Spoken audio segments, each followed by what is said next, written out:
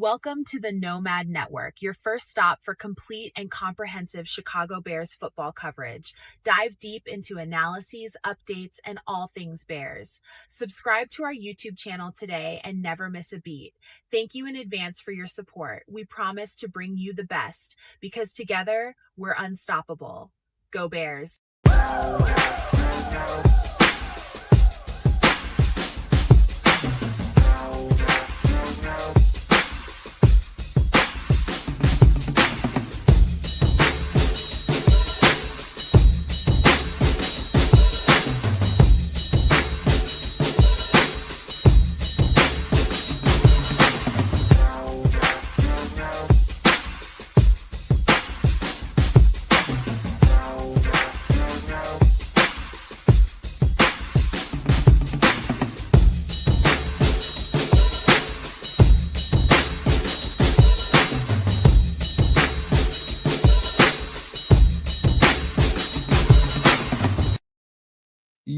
Yo, No Maniacs. What's good out there in the world, man?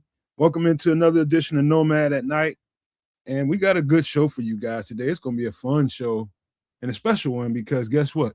We're going to run some mock draft stuff and we're going to let you guys do it.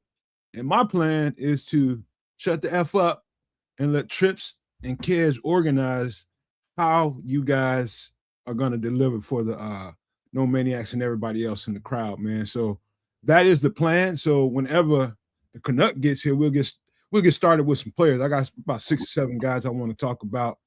A couple of them I think you guys are gonna really like.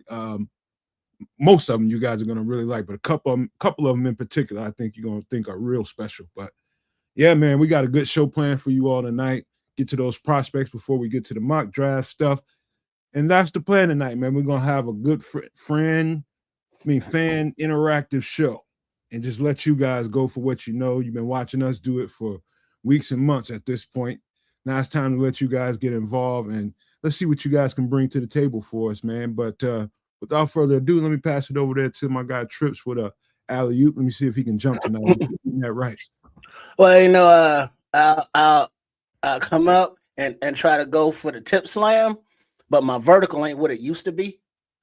So it almost turned into a turnover, but I got hustle. I'm scrappy. And so I got the steal back and then got the easy light. So yeah. What up to everybody? It's Sunday night. You know, baseball season has begun. Hockey and basketball seasons are winding down. The Final Four is in, all its glory. But guess what? NFL rules, baby. And the off season is still football season. And this right now is right in the midst of prospect season for the upcoming draft. So yeah, it's still popping. It's on. And make sure you are subscribed to all 3 networks.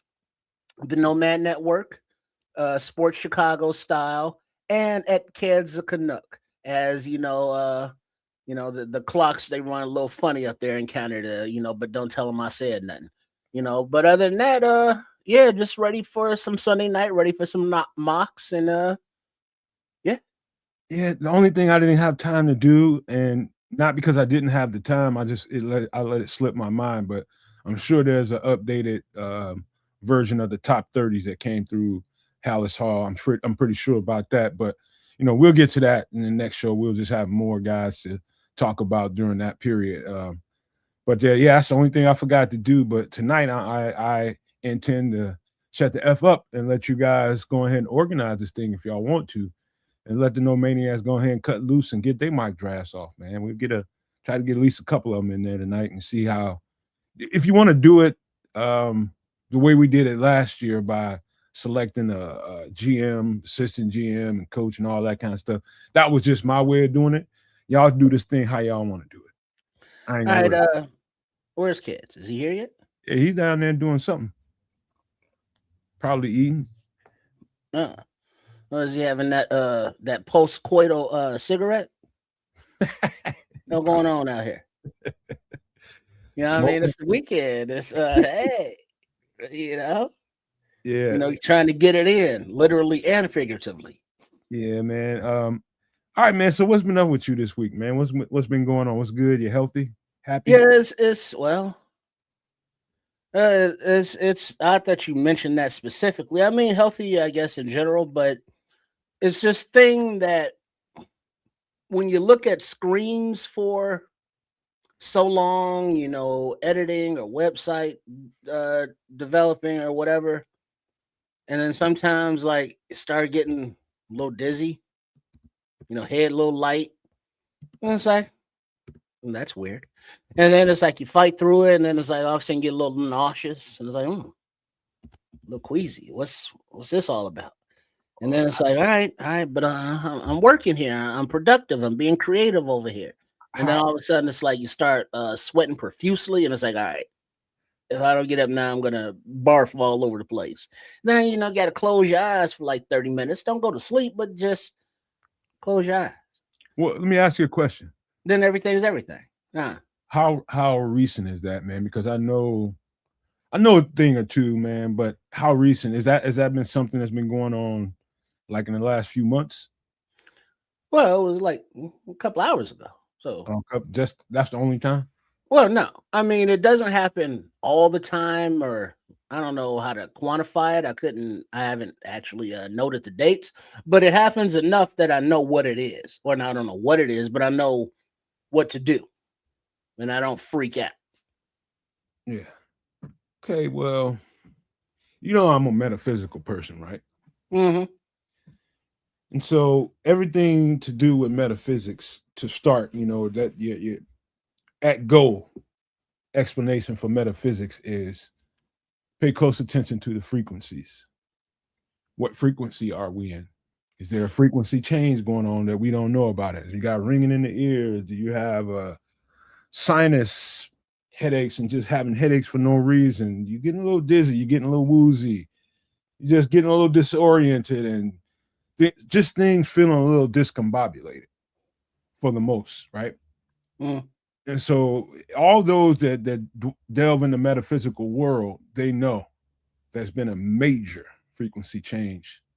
I mean, when I say a major frequency shift, I mean like a societal changing shift happening right now. And just because you can't physically see it, there's some things you can see like overlying the whole thing.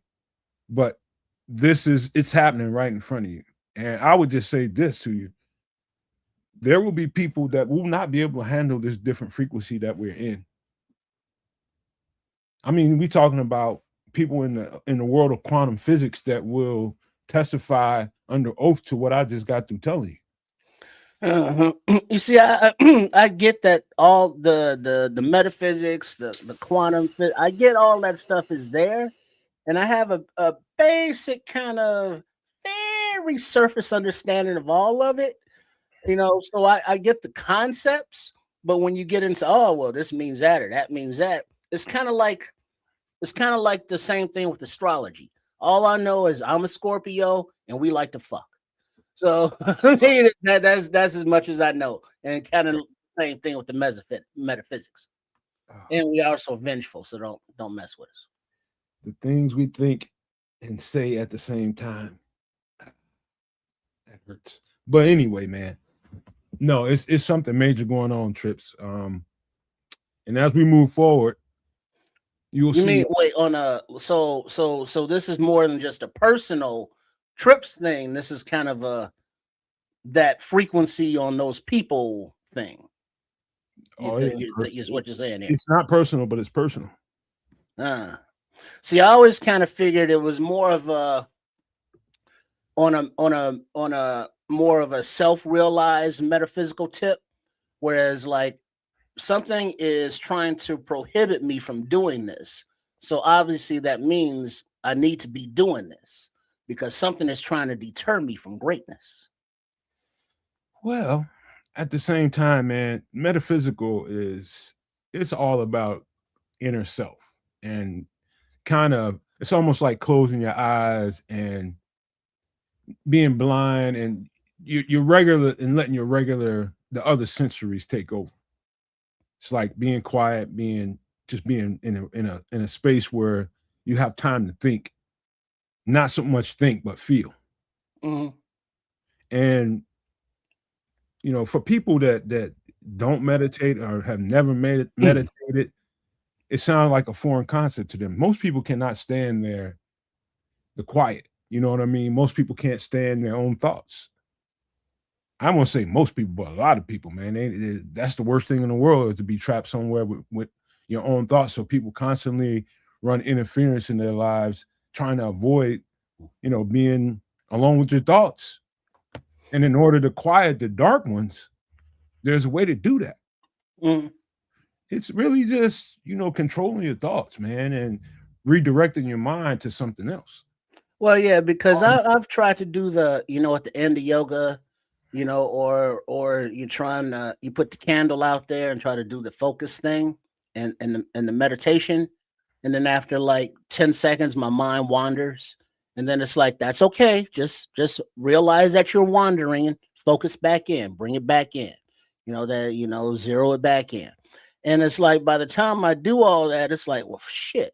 I done spent this 20, 30, however long minutes doing this when I could have been doing something.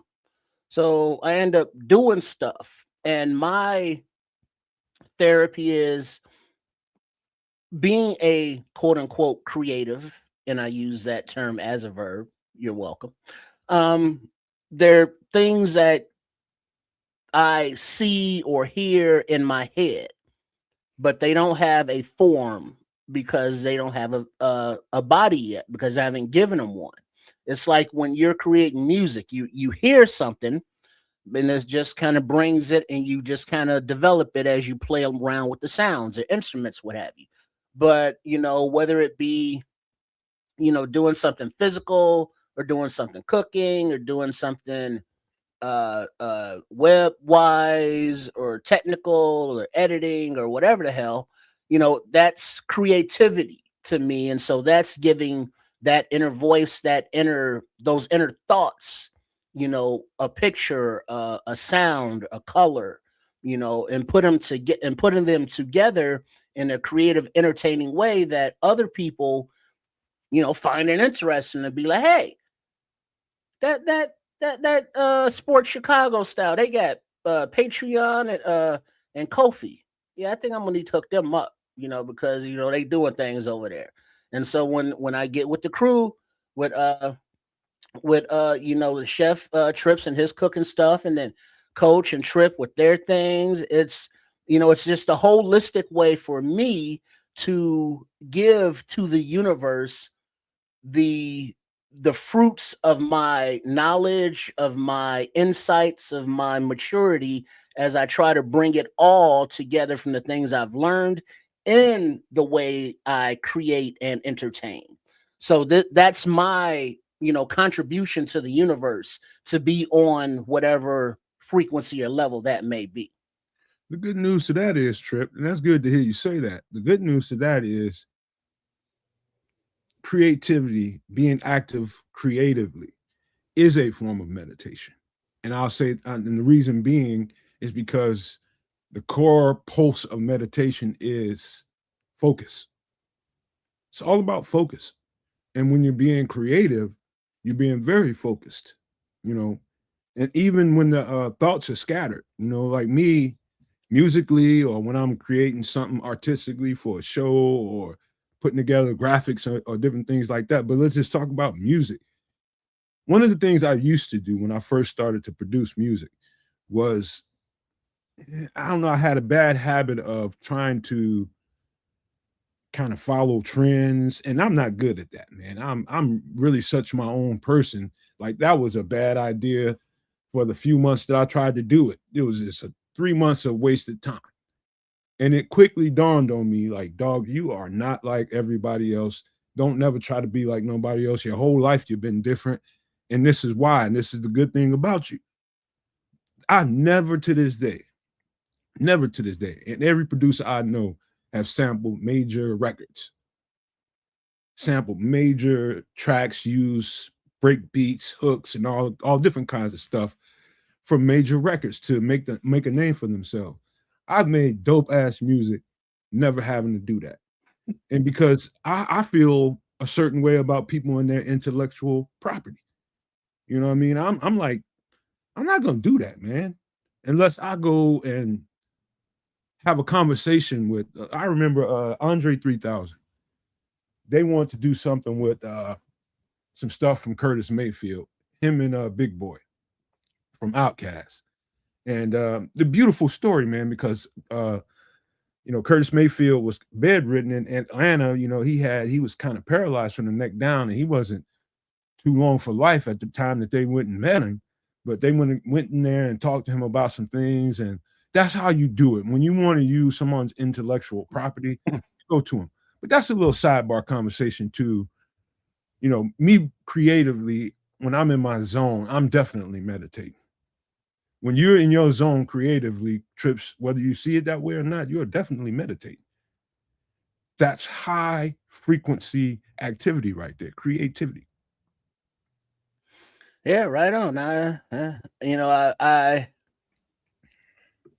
try to be aware and enlightened about things, obviously without going into much detail, because I try and look into it and then my brain starts spinning. It's like, yeah, this shit don't make no sense to me. So I just got to do what I feel, and where I feel, that I can contribute to the in betterment of society in however many different ways, if more than one, that's my calling. And so where the cards may fall, after that, it is what it is. I'm doing what I'm supposed to be doing. Yeah.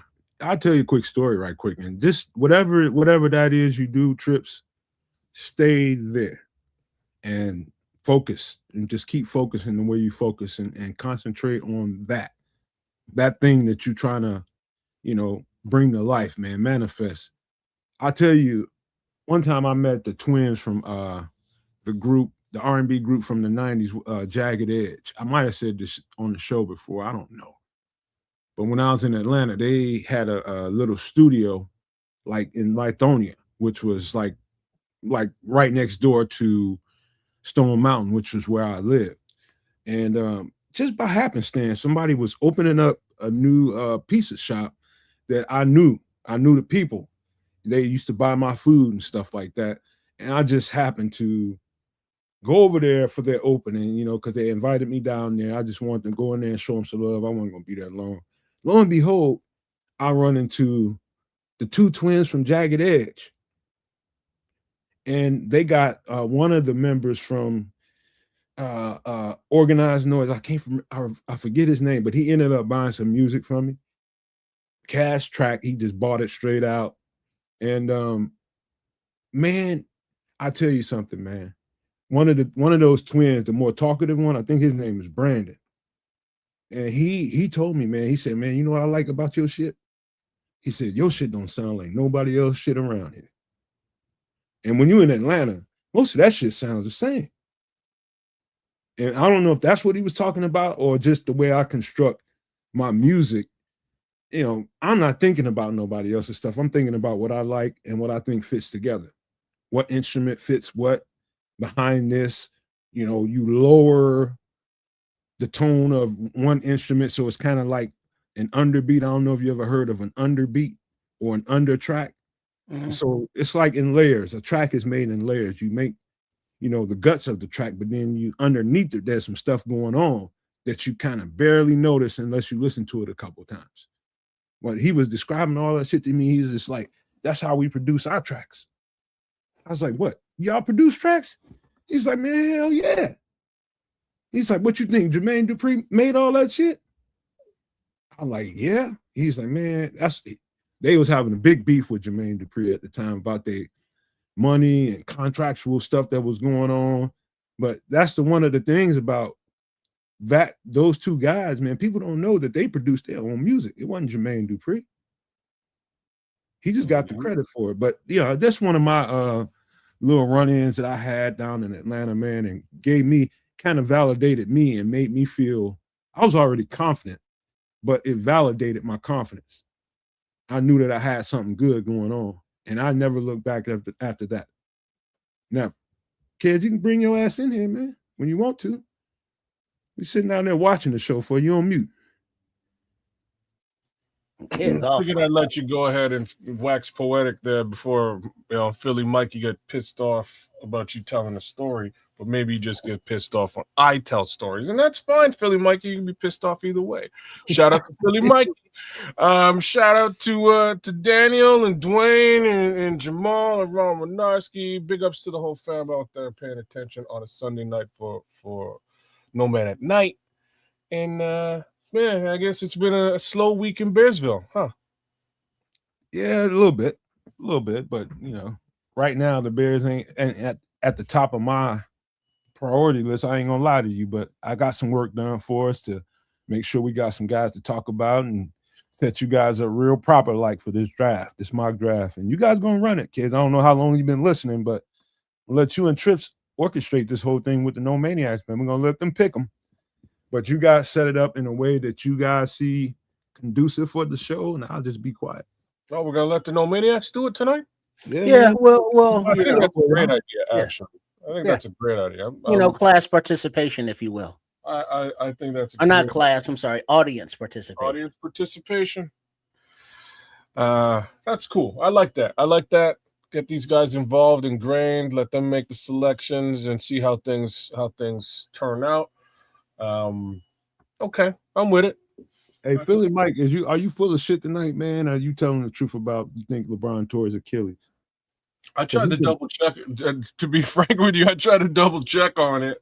I don't see anything online as yet, but he's saying he's watching the game right now. So, maybe it's going on as we speak. I went on Twitter to see if there's a. That would be a headline. I don't see it. Well, they coming up into playoffs right now. That would not be a good. But you know what though? He's getting up in age, man. You know what I mean? He's already surpassed. I think he's already surpassed where. No, that can't be. Man, I'm thinking he's been playing longer than Kareem, man. But I don't know if that's facts. LeBron is 300 years old. He's not a spring chicken, as they say. You know what I mean? But he got sure looks like one. Philly Mike got us before with some bullshit, though. I gotta say that. Oh, that is true. Yeah, he has come up in here with some BS on a couple of occasions. So I ain't chasing your stories down this time, Philly. To be verified, Philly Mike. To be verified. But what's been going on in kids of Canuck land over in Canada, man? Actually, kids, I was just looking at a linebacker from Quebec by way of Rutgers. He almost got on the show tonight. I just what's the name? I think he's actually real good. I think his name is Darius or something. Let me see, man. Let me tell you, that Quebec team is generally really good. The prospects from Quebec are generally pretty good, man. I have to say they have a really good program over there. Because their program goes right up into my neck of the woods. His name is Dariel Jabome. Yeah, no, it doesn't ring a bell, man. But there's some players over there. Like I'm saying, their program goes right up into my neck of the woods and goes even further east out in towards I don't know, towards Halifax, towards Nova Scotia. It's a very large footprint for their program. So they kind of have the pick of the litter of certain kids to come over there and play. And so Duvernay Tardif is one guy who came out of that Quebec thing. I think Mike Samersil as well, if I'm not mistaken, also came out of Quebec. But there's some good. It's either him or it's I think it's Samersil. But there's some good guys, man, that come out of that conference. That's for sure. They got a lot of talent over there. I also want to tell you, man, we're gonna get a slot receiver here that I think you're gonna love this cat. I think Trips you will too. I think No Man's gonna love this cat. We're gonna talk about some players, but we trying to finish this little roundabout, man. Anything else going on in Kids of Canuck world before we get ready? I've just been hurting in a major way, health wise, man. So I'm just trying to be about my health right now. That's it. That's all. That's where I'm at, man. So little extra workouts here and there, some real healthy grub, and you know, pills, vitamins, and prayers, man. But that's basically where I've been this past week. I kind of woke up, I think, right after the show last week, Monday, man, just not feeling good, and things haven't been great up until yesterday. Yesterday I felt fantastic, man, but things are still even a little bit sketchy today. So it's a constant battle, man. Gotta fight the good fight. So I'm out there doing the Rocky thing. Well, don't y'all get that universal health care up there in Canada? Oh, that means I don't have to pay for it when I go to the store, but like, you know what I mean. I still got to pay for it, and I'm paying for it in many different ways. Well, I would say this, man, and we were just talking about this in a different kind of way with Triple R, talking about how we feeling and reasons why. And I'm not saying that anything that I said that Trips has anything to do with what you're going through, but I tell you this: you guys ain't the only ones that ain't been feeling right. And I think it might actually be with the way you're taking care of yourself, kids, and that's it. It's just you just got to do better that way. Yeah. Oh But no, I know what it is, man. Like I was saying to you guys the other day, it has everything to do with just a period of neglect on my behalf. I kind of I got back into smoking cigarettes and doing shit I shouldn't be doing, and like I know I shouldn't be doing that shit, and I was drinking a lot more heavily than I should have been over this last little course. So I'm gonna say last couple of months, eating things I shouldn't be eating either. So all of that sort of just came to a head there for me. You know, I'd say maybe even a couple of weeks ago, and I noticed it, and even a couple of weeks ago, I kind of ignored it. But like I said to you guys last week, I went and worked out, and I was gassed super early. I was like, I know what this is. There's no questions as to what this is. This is definitely smoking related, but it wasn't just the smoking. It was all those other things that I just kind of laid out. So it was like, all right, now I gotta finish my workout. I was like, I'm back home now. Now I gotta just cold turkey this cigarette thing, which I can do. Not a big deal. So cold turkey that. I'm back on the wagon. Yeah. So I'm back in that respect, but then I had to do some other stuff with respect to just good old eating and everything else to get things lined up again. So there's a Notch. What up, Notch? I'll tell you what I did Not recently, much. and just because the winter, I kind of kick back a little bit more than I normally. This winter I did more than I normally would, and it's because I know I'm going to be so like being in shape and keeping good health is a lifestyle. It's not a gear that you shift in and shift out of. You know what I mean? It's not that it's a you have to stay in that gear and Well, do things to Yeah, what contribute. is it? It's not a it's not a diet, because diets are temporary. It has to be a lifestyle change Yeah, that you commit to. yeah. mhm. And it's mental. It's mental, and then it becomes physical once you commit to it mentally. And so a couple of things I did recently was I went down and in the basement I had a couple of 25-pound dumbbells that I forgot I had, grabbed them up, went dusted off the push-up bars, and then I bought me a pull-up bar. And so what I'm gonna do is I'm gonna whatever 5, 6, 7 pounds that I might have gained over this winter from not doing as much as I normally would, taking that little break, trim that shit right on off, sweat all that out, and I'm gonna turn into a skinny rail, and I'm gonna build it back in muscle. And so what I used to do, but I'm gonna start doing again, is like whenever I'm watching somebody's tape, I watch, let's just say half a game. I'll watch up to a half of somebody's reps, and I'll watch them, and maybe a whole. And then I'll get down and do 25 push-ups. Turn on another tape, do the same thing. Get down and do 25 push-ups. And before you know it, you got 100 push-ups out of nowhere. Got 100 push-ups out of nowhere. You're gonna be sore as F the next day. Because you just getting started, you're ripping your muscles apart. That's what you're doing when you're working out. You're ripping your muscles. That's why you're sore. But that's a good pain because they're going to regenerate stronger. And that's where the swell comes from. They've rejuvenated. And so you keep doing that.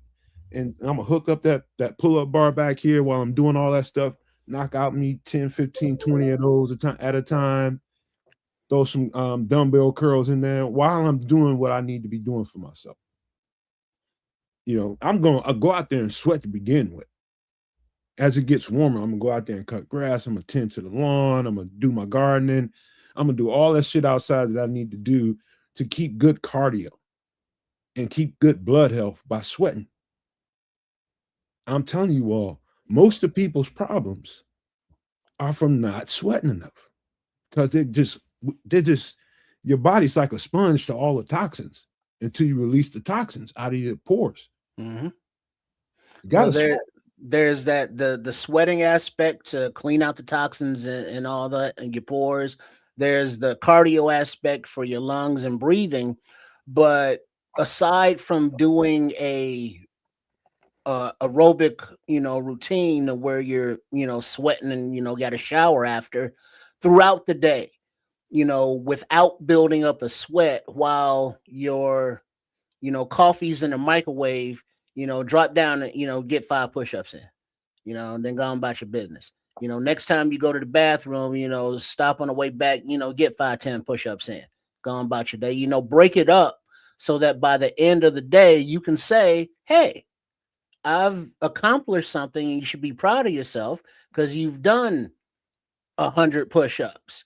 Now, you didn't have to worry about, well, I got to dedicate, the time to getting to the gym or, the workout time. It's not, just do it, like you're supposed to eat, for those people that have that metabolism, a little bit throughout the day, as opposed to, doing 1 meal a day and 1 exercise session a day, break it up, see what works. But when you recognize that you're sliding backwards or you're falling off the wagon, don't, kick yourself in the ass too much, but understand it's like, yeah, you fucked up.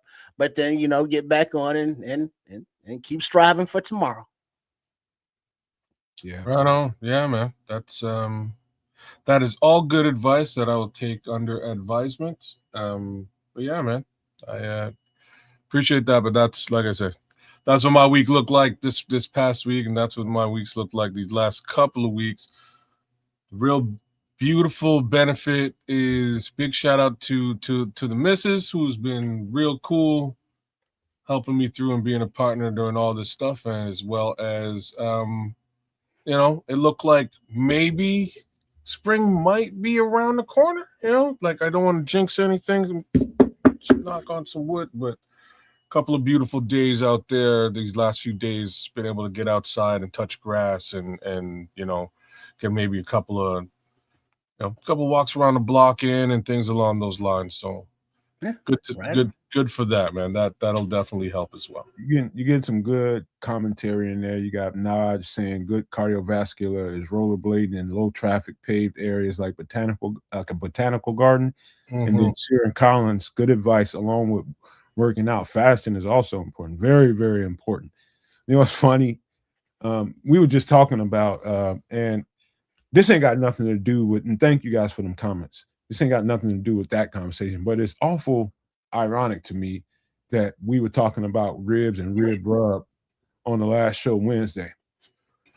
We're coming up on Monday is the anniversary of my girlfriend likes to celebrate it. The anniversary of her mom passing. Not celebrate it, but just remember it. And her favorite thing that I cooked was my ribs, barbecue ribs. And she would, man, I'm telling you, when you got somebody that's going through dementia and the stage that she got to. When I tell you that lady, my girl used to be so mad at me when I made them. Why? Because I'm gonna tell you, that lady would have barbecue sauce from one end of her face and hair to the other. I mean, it's a job, is what you're saying. Yeah, Turn into barbecue. big time. I mean, it'd be all in the back of her hair, top of her hair, all over her face, because the She motor forgot what napkins was. no, it's not that the motor skills ain't right. You know what I mean? So instead of you, like when you go grab a rib, you grab that rib and you bring it to your face and you bite it. Give me that bone. She will, instead of her motor skills telling her to do that, that's what the brain does to it. She moves closer to the rib, and she's got almost her whole plate her whole face into the plate. And so when she comes out of there, she's getting it, but she's getting a whole lot of the mess that comes with it too. And guess who had to clean it up? Well, yeah. Well, hey, put it like this: I'd rather clean up barbecue sauce than the other end. You gotta do that too, man. Oh yeah. Okay. Well, do that too. That's for one trip. That's gonna happen too, bro.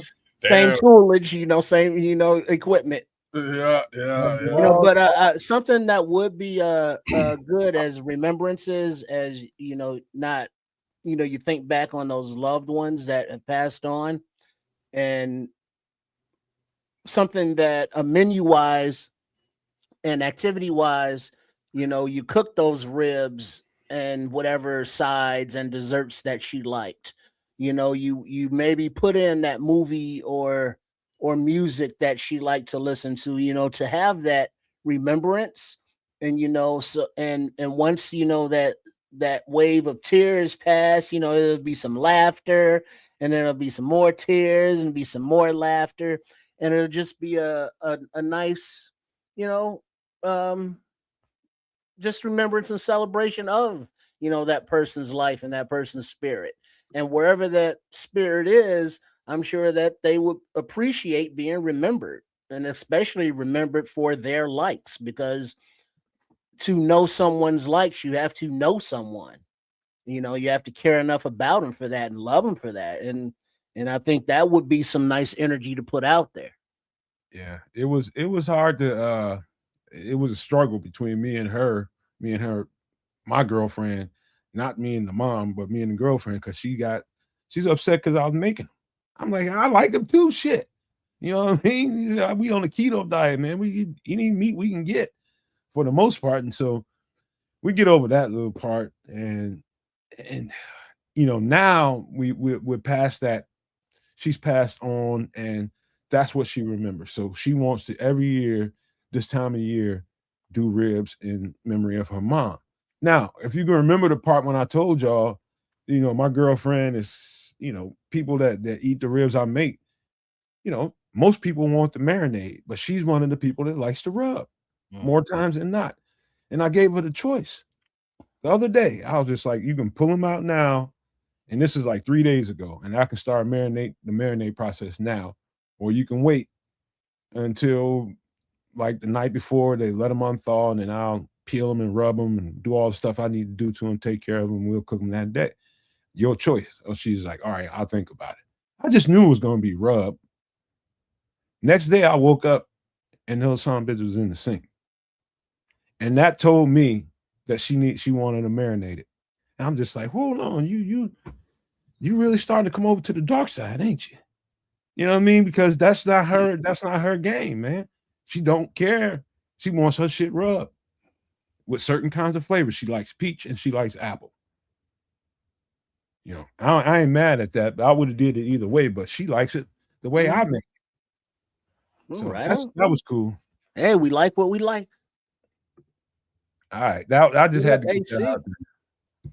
Y'all ready to get into some football players, man? Because I got a few to talk about real quick before we get into this draft stuff. Yeah, send it. We should. All right, now when y'all hear me say clip this, it's just me telling the algorithm and StreamYard to clip this clip and make it easy for me to make shorts out of. So just know what I'm trying to do here. All right. So we'll get to the first player. Hold on, let me move us around a little bit. Yeah, big up Notch. Carson's. So this is Dayon Hayes, a defensive end out of Texas A&M. Dayon Hayes is 6'3", 6'4", 264, 265 pounds. Perfect for the 4-3 defense in Dennis Allen's scheme.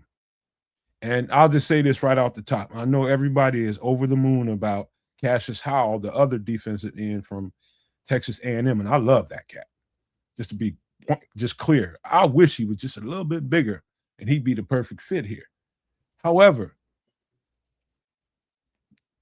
time with Dennis Allen has shown me that he likes a certain kind of body type, and I have to stay true to that information that he's laid out for us. And Dayon Hayes is exactly that. Right there at the size that he'd be looking for.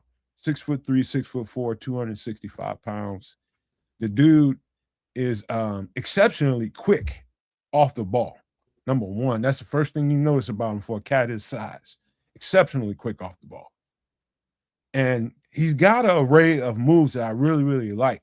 And they're not refined yet. So he is definitely going to be a guy that he's going to get a whole lot better once he's around some really good defensive ends and good coaches. He's going to get a whole lot better. But on the college level, he's kind of unstoppable at times. And they don't always end up in sacks. But this guy has got a nice array of ways to get to the quarterback. The rip under is effective, but I think his cross chop is really, really effective. That's something I'm talking about cross chopping. I mean, chopping the arms off of the offensive lineman and then moving forward with a little bit of bend.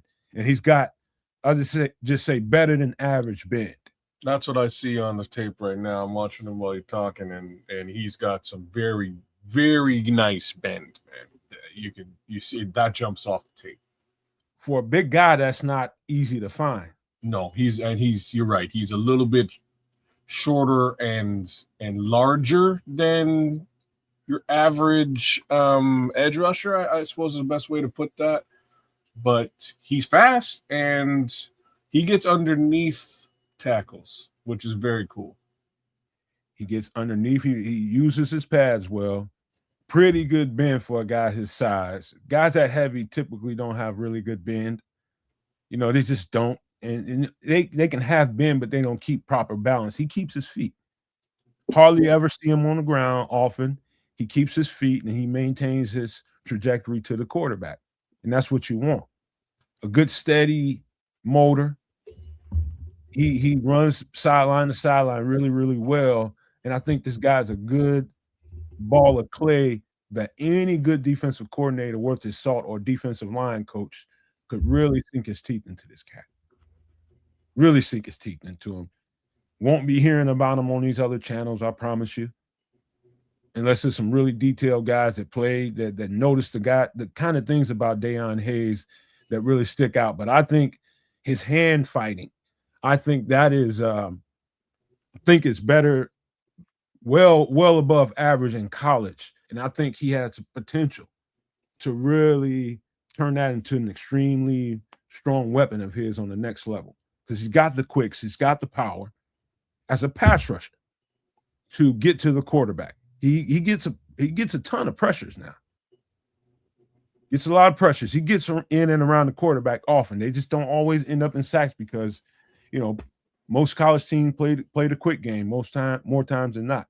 So, you know, defensive ends ain't gonna get 20 and 30 sacks, man. It's just not gonna happen. They just get rid of the ball a lot. And so I think this is a good piece. Now, the other part of him that I think his strongest suit is his run defense. Yeah. This guy can crash, man. He can really support the run game. You have both of those things as I think the run game is definitely his strong point. But I think another part of his game that's going to get better and better and better as he plays as a pro is going to be his pass rushing ability. I think it's decent now, but I think it's going to get strong with the right coach. You put him in Chicago around Dennis Allen, these coaches, and I think this player just does nothing but excel. He's got the size. He's got the traits. He's everything they're looking for. Any thoughts about him, kids? Anything you want to share since you're looking at him? Really, I think you gave a really good synopsis of this particular player. Like I say, cross chop is nice.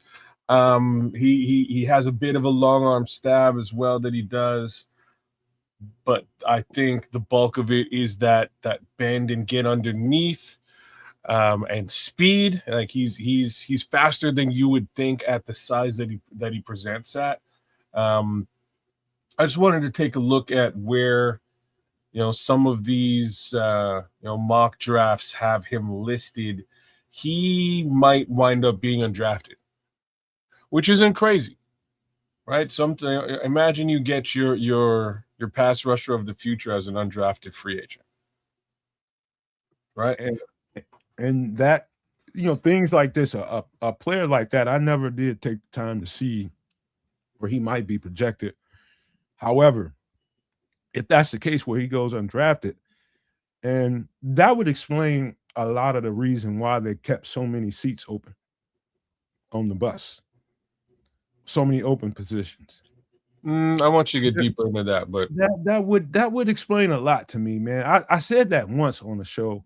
That could be something that they think that they can really hit home runs in, and maybe after the draft.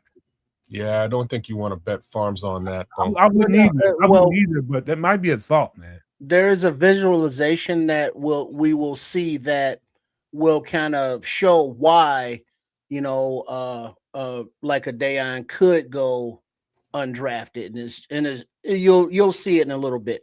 But we can go ahead to the next guy there when you're ready, Nomad. If Kids is done, you done? Yeah, absolutely. Like I said, I think he looks really nice. Just to wrap everything up in a ball, he gets a lot of pressure, and he's sending that pressure over to Cassius Howell on the other side. So it may be a little situation where Cassius is getting the benefit of a lot of the pressure that he might be creating on from one side to the next. Imagine that with a Montez Sweat, and you may wind up having something along the lines of increased numbers for Montez Sweat on the other side of the ball. So I'll leave that there. This is a very interesting prospect for sure in Dayon Hayes. One last thing before we leave Dayon Hayes. An interesting thing I noticed I've been watching a lot of Texas A&M film the last 3 years, and this one starting to pick up some. They run kind of a hybrid 4-3. They're in a lot of 3-4, which is what makes it hybrid as well. But they run a lot of 4-3 edge rushers with their fingers in the dirt. That's kind of when you're looking at defense and trying to figure out what they're running, always start with the front and work your way back. And when you see edge rushers with their fingers in the dirt, more times than not, that's usually a 4-3 base front. And so you see those edge rushers, especially Dayon Hayes. It's kind of like what we were doing here the last time we had a playoff contender when Lovey was here. We had a quicker, more dynamic edge rusher on one side and a bigger, heavier one on the other side, if you can remember. Think about it. That's the way they set it up. They wanted somebody to complement the power on the other side with speed and quickness. That's kind of how they have it set up at Texas A&M and what they were doing. And so I noticed that while watching the tape the last few years, but it really dawned on me watching Dayon Hayes and Cassius Howell across from each other. It does jump out. That's a good call. All right, let's get to the next guy. Clip this. Keegan Tross from Missouri. Keegan is 6'4", 316 pounds. First thing you notice, and I've been talking about this guy for about a couple months at least. I've been mentioning him at least, during mock drafts or something. I know I've brought his name up. We've drafted him a couple of times on this show. Did we? Yeah, you've already highlighted him as one of from your kennel. Keegan, I'm telling you right now, Dan Roshar, Ben Johnson are looking at these offensive tackles and saying, what can we do where? And what do you like about some of these guys? And the guys we're talking about tonight, the offensive line we're talking about tonight, really, really excel in the run game, first of all. They really, really excel in the run game and in wide zone schemes. Wide zone, inside zone schemes. Those kinds of schemes, your tackles, your guards, your center have to be able to move. And that is definitely his strong point. He's really athletic, really mobile, and he's right there at the size that I think they're looking for. His feet kind of remind me, think what you want about Braxton Jones, but he's got some really quick feet, and that helps him be kind of, when he's healthy, exceptional in the run game, really getting out there and getting on blocks and hitting target points and things like that. First thing you notice about Keegan Tross is he's really, really athletic and can really, really move in the wide zone scheme, mid zone, inside zone schemes. And that's going to definitely be a guy that the Bears inside this building he's going to show up on there. He's on their board. I guarantee you that. Where he's on their board, who knows? But I am telling you guys, this guy's going to be a player. I think he can excel in a wide zone scheme and in power. I wouldn't say that power was his biggest strength, but he is a mauler. He's a finisher as well. Good hands, solid pass protector too. Solid pass protector, solid anchor. He's perfect, man. He's not too big, not too small, and can really move. But I am telling you, man, he is a weapon in the running game. Now, he played not exclusively, but mostly right tackle at Missouri. But you see within that tape, he gets kicked over to the left side at times, whether it be somebody goes down in injury. He's definitely their best offensive lineman. And he gets moved around a little bit just because he's the best guy. And if somebody has to move positions, they're going to pick Keegan. And so he had to go over there and get some reps on the left-hand side, look good. And so I don't want people to think, oh, we can't draft another right tackle. Shit, the hell we can't. The hell we can't. We can draft him, and he'll go over there and he'll get reps in. I think he'll be good in this. He's perfect for what we do. Absolutely perfect. He just happens to take most of his reps at Missouri on the right-hand side. You know where he's from? Kankakee. I was just gonna say he's from your neck of the woods. Right. That's right. I tell you, I know the kid, but that's a whole other conversation. Yeah, okay. I'm not capping for him. I'm talking about pure what he's built himself into being. Guys put in work. Skinny, frail kid for a long time, but then he got in the weight room, man, and he started working with the strength and conditioning people, and I can see it, physically, and I can see it that he's imposing his will on people with that power that he gained. You can see he's chasing dudes over to the sidelines, dude. When I tell you he's a finisher, he's a finisher. He's a real finisher. He got a snotty little attitude sometimes too. And I like that. Well, I'm not a big fan of the, right tackle thing, but you have more faith in that than I do. And that's fine. Here's where I'll tell you this, kids. All you have to do to know whether or not a guy can translate to the other side. Yes, it's not as simple as we make it sound, but when you see somebody fluidly during the middle of a game get kicked over to the left side, just out of pure need, and the game, whatever the game needs, you just kick him over there, and he just effortlessly just absorbs the role and executes the game plan well. That tells you two things. Number one, all you need is the feet. And yes, the dynamics and the technique changes from right technique to left technique. If you're fluid enough physically, it's an effortless task to ask somebody. And he's athletic like that. So here's my thing about this. Like he's projected to be about a 5th round draft pick, which is absolutely fine. And in that respect, I think you select him anyways as a more or less late round selection, and it gives you the opportunity to sort of develop and get him prepared for a life on the left. Much like you did Ozzie Trapil, but that's my thoughts there. I wouldn't by any stretch of the imagination sit here and say that, you know, you can't move from right to left.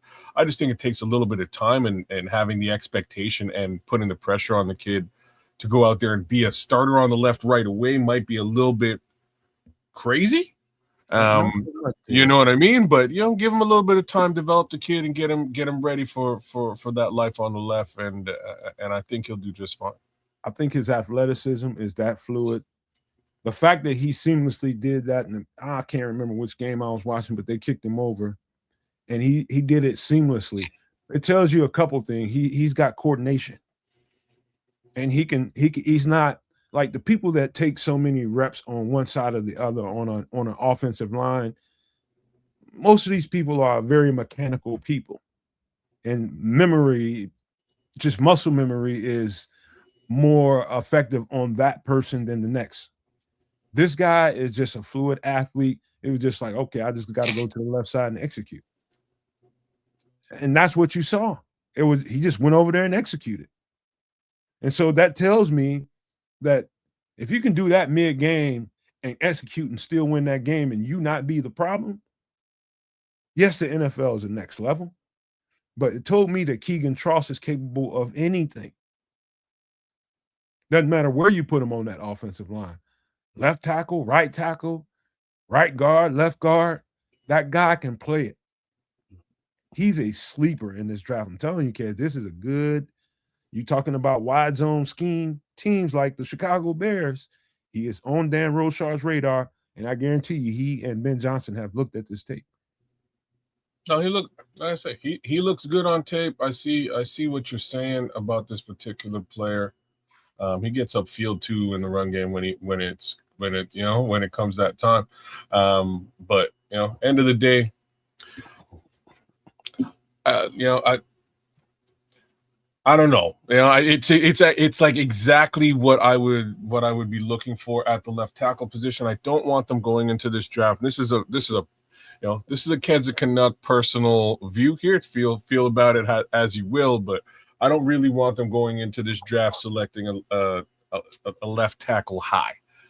That's just me. I think they've spent a fair amount of capital at that position already, and probably don't want to really cannibalize that existing capital on the team, and but you do want to have competition at that position, and your left tackle is hurt, and so I do believe you go and you get a guy that you've actually scouted and looks real good, and you can develop into something. And I think Keegan Tross actually embodies all of those things. And while we understand that it may just be due diligence that Ryan Poles is doing, but he has been, up close and personal looking at, offensive linemen and left tackles. I think he was right there, for Caden Proctor and Monroe Freeling and some of the other, Lomu top prospects at left tackle. So his eyes are definitely on the position. And, if Truce is somebody they feel that, Dan Rochar and Ben Johnson and them can develop, with that athletic profile later back in the draft, that's right up Ryan Poles' alley right there. Mm-hmm. I love the player, not because he's from my neck of the woods, but I love the traits, man. I love the athleticism, how well he excels in the zone schemes and executes at a high level. He's not perfect, and no lineman is in college, but I'm telling you, this guy's got a high, powerful hand, strong hands, really good reach. And really, when he aiming points, man, that's one of the other things that really stuck out with Keegan is the job, especially when you have to go mid zone and go from two aiming points, one aiming point to the next one. You got to go low with the tackle and then go out and reach a safety or a linebacker. He aims and hits his target points with a high accuracy, and that's one of the things that coaches look for too. Are you missing your target points when you have to go and combo block? Are you hitting your landing spots or are you not? Another thing that's kind of underrated when watching offensive linemen, hitting your target spots and not whiffing. So he does that at a very high level. So last thing about Keegan Tross, man. Next guy, you guys, I know you guys already know about Emmett Johnson from Nebraska at this point. Hopefully you do. But if you don't, Emmett Johnson is 5'11", 200 pounds even. And lightning in a bottle is what he is. I'll tell you the bad thing, Trips. You probably want to know this. Will he block? Will he pass protect? He will stick his body in there. But trust me, he's going to get mowed down. Damn. Is he a little fella? At least you're honest about it. He's not the biggest guy, man. He's not the biggest guy, but he doesn't lack in heart at all. And that's really, at the end of the day, when some... What did you say he was now? 5'11"? About 5'10", 5'11". He ain't no 5'10" or 5'11", but keep going. Okay. Well, no, he's listed at 5'10" and 202. Mm-hmm. By the way, Algorithm, clip this take on Emmett Johnson. He is the juke button on the PlayStation. That's him. They made the juke button for him. I'm almost scared when I watch him play sometimes because he sticks his foot in the ground so hard and so with so much abruptness. He's fast too, man. He's fast. He don't got the long speed now. Like he has like sudden long speed than a lot of other people. Sudden burst and acceleration for about good 20, 30 yards. If I was to talk to Emmett Johnson, if I had a conversation with him, you know what I would tell him? I would like, dog, first thing you do is you go get with the nearest track coach you can find. And he can teach you how to maintain your speed down the field. Because you see him get run down for a little guy one too many times for me. And he's just like I was before I started running track.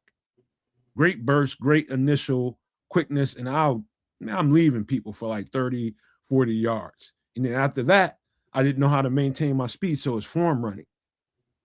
And so I think he would greatly benefit from that. He does that. I think he is who he reminds me of is A-Chain, Devon A-Chain from Miami. I can see the comparison. Okay. So this is a good back, pretty good receiver out of the backfield, willing pass protector, but not very effective. He's just not big enough to really withstand the pounding that he'd take. You know what I mean? You wouldn't want this guy, for 3 downs until he puts on another 10, 15 pounds. He didn't look an inch or a pound bigger than Kyle Manungai on film. Kyle Manungai is much stronger. And he will pass protect the hell out of you. Like that was what impressed me about watching his film initially. Was holy smokes, he will put his nose out there and make his impression felt against any defender. Manungai does not care. And real talk, that came off in the NFL, right? Like that translated immediately. We got to see that very quickly. Whereas like similar run style it's just that the jump cut's crazy though. Like his juke is pretty nasty. It's nasty. Yeah. He's see what I notice about running backs right away, the first thing I notice is vision. He's got good vision too. Yeah. It's you're not just going through the hole that is drawn up for you. You have to read the blocking setup. You have to, if it's supposed to go through a lane and you're trying to stay true to the blocking pattern and the running lane prepared for you, you stay there when it's available to you. But when you don't see it developing, you have to make ad hoc decisions. Sometimes you have to create it. Yeah. Right? A lot of times, probably I just say it's gonna be that like 75 to 80% of the most of the time. Yeah. So he's very good at ad-libbing. He is. You can that translates very quickly. That juke that we're talking about freezes men, you know what I mean, and moves bodies. And in that, he kind of creates his own holes in his own lanes, and then just accelerates through them. Like this, he's a really nice piece to have. But again, his pass pro is going to take some time to grow. He's going to take some time to grow. I agree.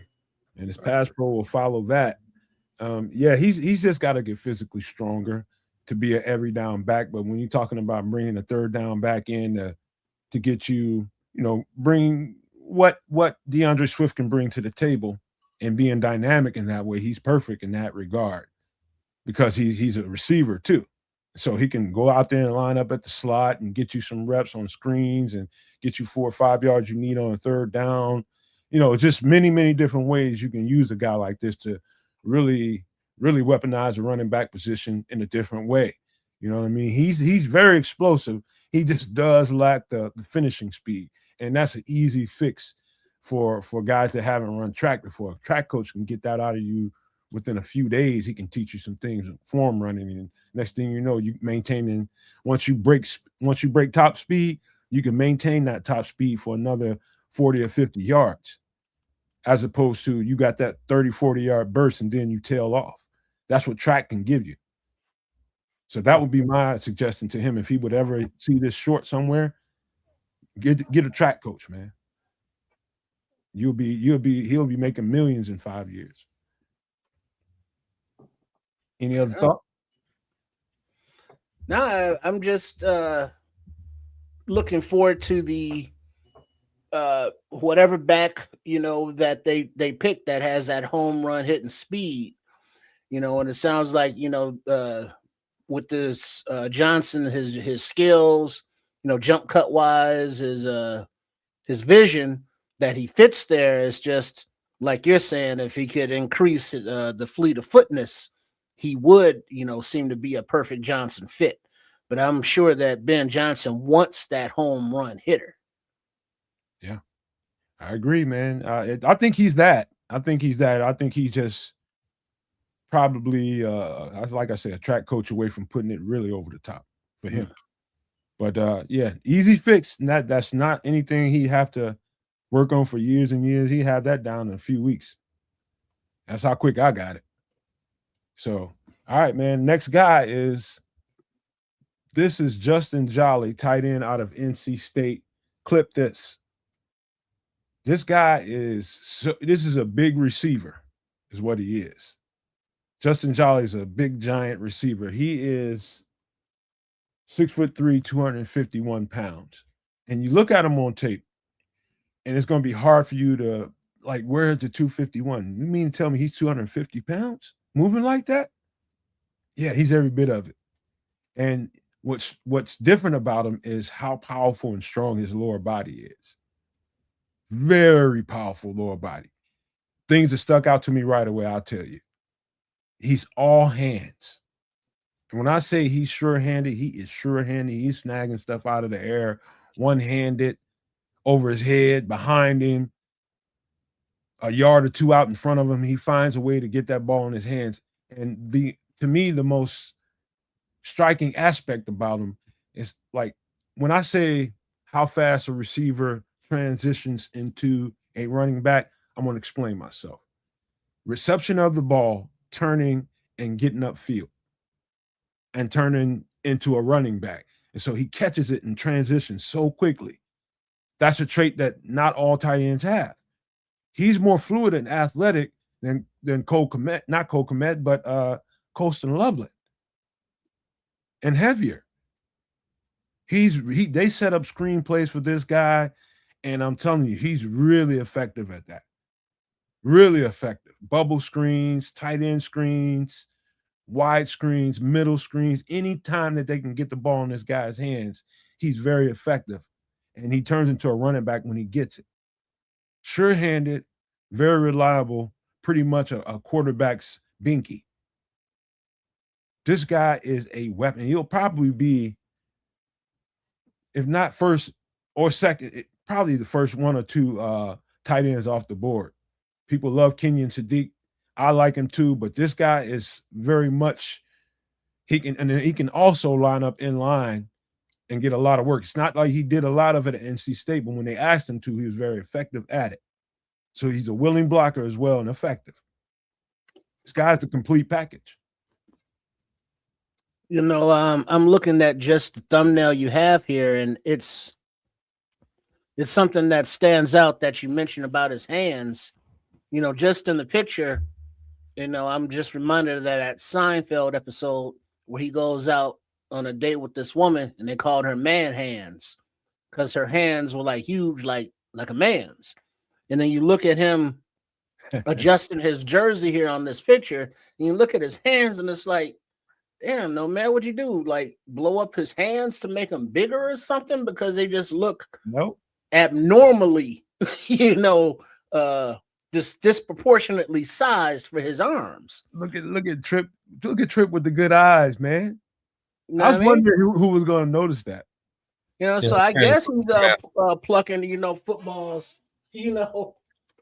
out the air, just one-handed all kind of way like this. Like, give me that. That's mine. One hand. Look like you pluck a bird out the sky. That is right? That is not AI. That is him. That is him. And so you go through, and they're here and there, you know what I mean? But it's many times I've seen this guy just snatch the ball out of the clear air, just one hand, just without even using the other hand to gather it. Just pops into his hands, and he tucks it, and he goes. Huge monstrosities of hands. Like Big Show shit. Well, it's the Big Show. Big old hands on him. I was almost going to do it. I'm really glad you went and did it. That was actually great. I would make more of a short-handed. He ain't Cole Kmet though. He's more of a weapon. He's way more fluid than Cole Kmet. He's a little more fluid than Colston. I can't make that comparison, sir. I can't. Like Colston's a bit of a and I think we're gonna see that this year. Colston's a bit of a cheat code. He's very oily and fluid in them routes, bro. You know what I mean? Like we're gonna see some stuff there this season, I think. Now that it took, in my opinion, it just took Caleb a little while to get acclimated to what Colston Loveland actually was on this team.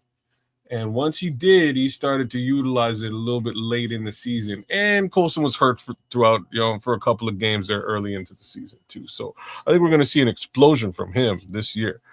But this guy, man, this guy's got some hands, and he's got some after some yak on him, he'll get that. He'll bring that ball in and get you a little bit more. Telling you, man, this guy is, for the day that Cole Kmet ain't with us. Well, even then, he's probably he might be like an early third, late second rounder. This guy, like he's of that ilk. He's a solid tight end. So I'm not really sure. I'm not sure if the Bears are going to be in. You know what I mean? I don't know if they're going to be in the tight end market that early in this particular draft, but if somebody is, they're going to get one hell of a player. Hey, we didn't think they would be that early into the game, but I tell you this, man, you should have learned at this point with the way they use tight ends in this offense this year, with Colston, with Cole, with even Durham Smythe. They use tight ends to really discombobulate defenses. Putting extra tight ends on the field forces the defense's hands. You're going to have to play a certain kind of defense because those extra tight ends are out there. You're going to have to play with a heavier front. So let's say in the 4-3, you're playing a 4-3 defense like our 4-3, where most of the time, the third linebacker comes off the field for a nickel corner, right? You line up with 2 and 3 tight ends on the field, guess what? That linebacker needs to stay on the field. And this cat, Justin Jolie from NC State, is a linebacker's worst nightmare. Yeah, he's a mismatch, man. He's a mismatch for sure. You dream about him, you waking up feeling like you peed on yourself as a linebacker. Golly, we got to deal with him this week. He's a matchup nightmare for a linebacker. But that's what a heavy tight end package will bring to the table for you. And Ben Johnson uses it with precision and genius. I love it. More teams should do it. But, since we're talking about this football player, I think he would be a great addition to the Chicago Bears and just make us even more dynamic. It's about where you can get a guy. I'm not into, where he might be drafted or selected, but if you get a hold of him, man, this guy right here is going to make the offense even more dynamic and explosive. All right, Yeah. let's get to the next player. Let's get to some more offensive linemen. Clip this. This is center Logan Jones out of Iowa. And anybody with any offensive line chops knows if you're going to start studying and doing film work on offensive line prospects, you better start in the Big Ten. And Iowa is a good place to start. Logan Jones is a little bit undersized. He's 6'3", 302 pounds. But he makes up for it with the wide zone scheme that they run at Iowa a lot. This guy can really, really move, kids and trips. I mean, really move. I heard that he ran a 4.8, 4.9 or something in the 40, somewhere in that neighborhood, which don't mean a whole lot to me. I can see that on the field. It really dawned on me watching, I think it was Michigan. I think it might have been a Michigan State game. I might be wrong. Michigan State game. But the amount of times they asked him to combo block in the mid zone, go from getting that nose tackle, jumping up and getting that linebacker, and him doing it so fluidly. Logan Jones is kind of a freakish athlete at offensive line because of his quickness. And so all the things we like about Drew Dahlman was his quickness and his ability to be able to execute in the blocking scheme in the wide zone. Logan Jones is that. He's all that. Combo blocking, wide zone blocking, aiming point, hitting his target, always on point. Pretty damn good in the pass as a pass blocker. I think he only allowed 1 sack in I think about 2 years. I might be wrong there, but I'm pretty sure that's a stat I ran across. That's impressive. When you start talking about pass protection, and that's really good. But his overall more poignant strength is in the running game. All that good I said about his pass protection is one thing, and it's really good. But his strength is definitely executing in the run game. He's a little undersized mauler is what he is. He can really play, man. This is a sleeper. A lot of people say he's the best center in the NCAA this year. A lot of people would tell you that.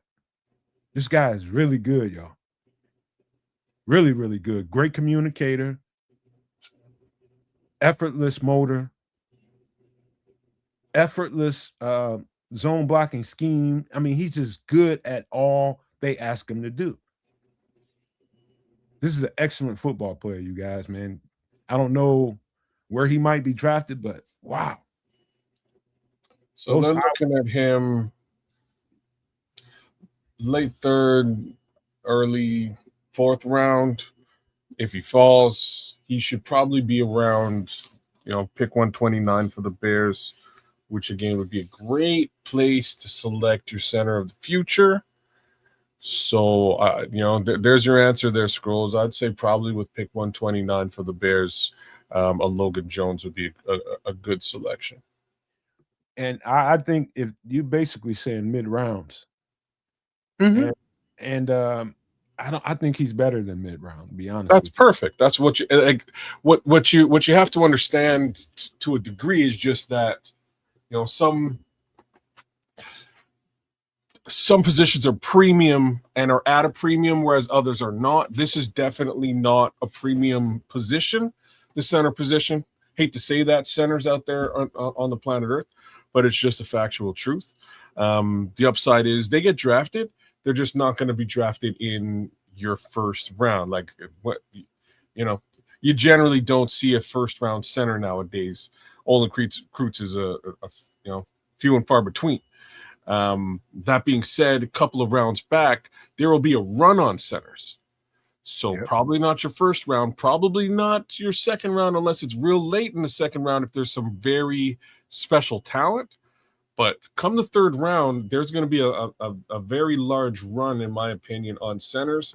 And I think Logan Jones might be towards the end of that run.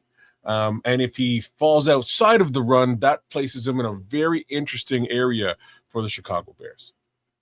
He reminds me of I think his name is Tyler Lindenbaugh. Mm-hmm. Cody or Tyler? It's Tyler? Tyler Lindenbaugh when he was in college. That's what he reminds me of. Just gets it done. Just gets it done.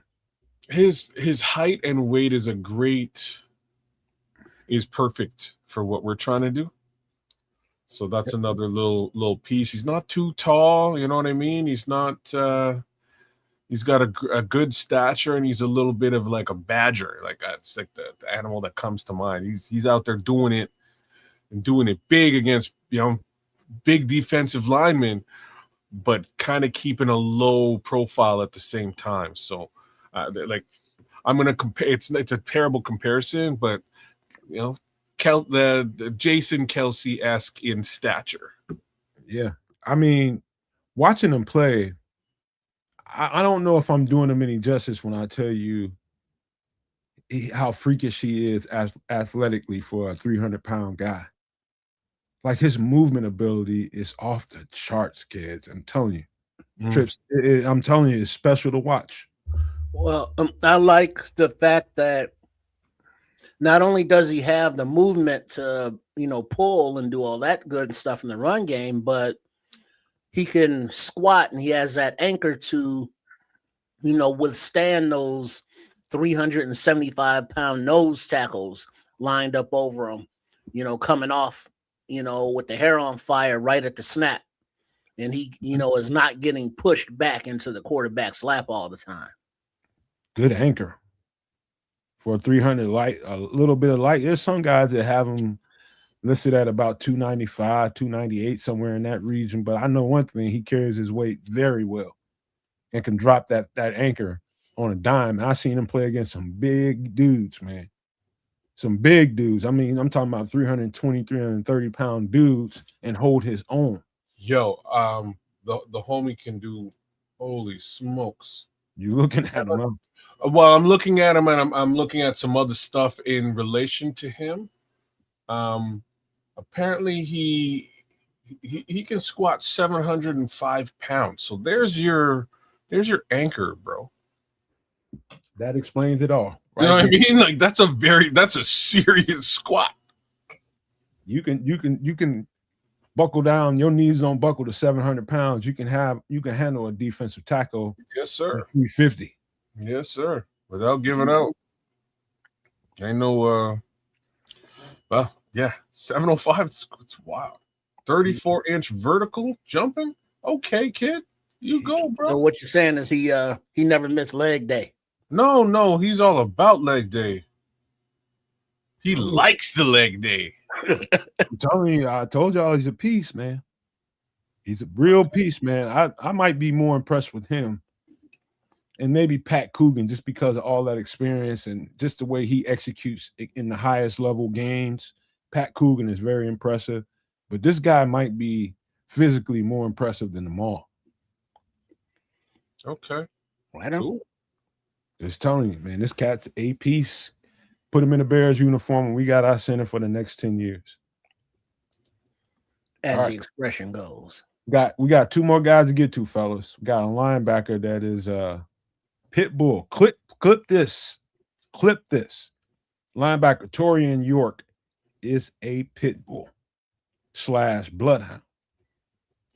Mix them two dogs together, you got total aggression versus a nose that once it starts, it don't stop. Man, he's got a nose for the ball. And when I tell you he's got a nose for the ball, man, he's a heat-seeking missile when it comes to it. This tackler. I mean, I'll get to what I think is, I ain't gonna say is weak, dude. He's 5'10". Let me get it right. 5'10", 227 pounds. Torian York is 5'10", 227 pounds. And first thing people would want to do is knock him for his height. And say, okay, that's not your typical middle linebacker size or something like that. Maybe he's not a middle linebacker for some teams. Definitely not a middle, but he's a rocket. He's a pit, ain't he? He's a rocket, bro. He's shooting a gap like nothing doing and blowing everything up. Yeah.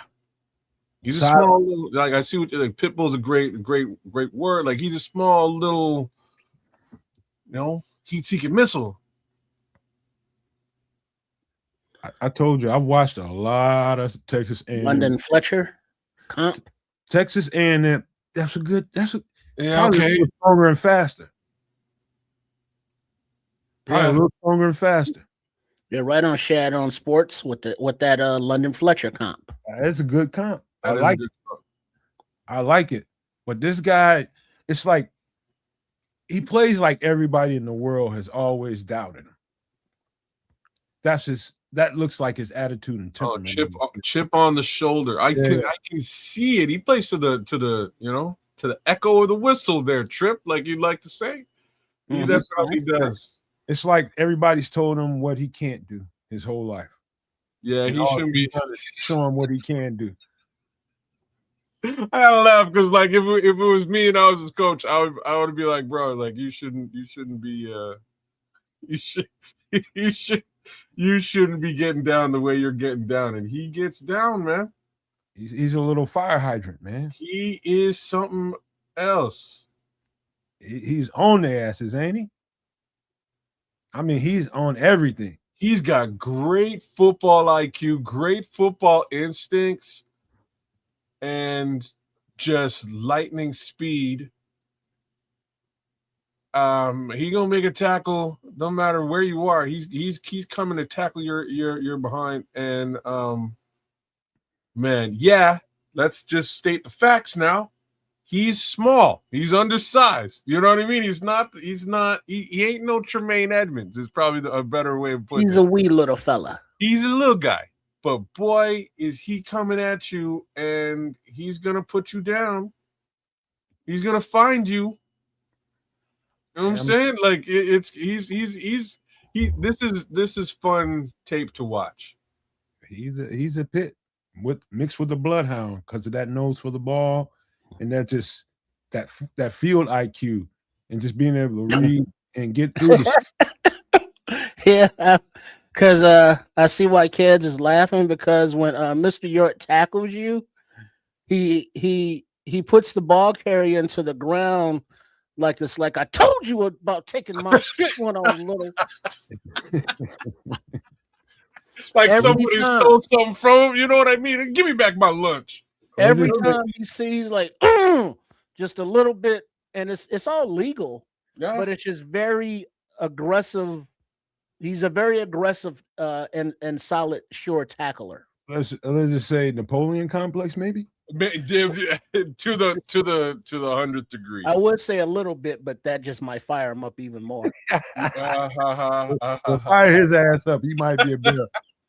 So I think he's a will linebacker. At the least, he's a Mike, not a Mike, but a Jack or a Sam linebacker. But Will is really where you want him to be at, somebody that can chase. Yeah, he'd be he's what you want Ruben Hippolyte to be. Yeah, when he grows up. Right. Tenacious as hell, ain't he? Oh man, I like I say, I'm enjoying this linebacker tape. To be frank with you, man, this is you guys would. This is see ball, get ball. Yeah, and again, like I said, Torian York is definitely his strongest point. Is definitely fitting the run game.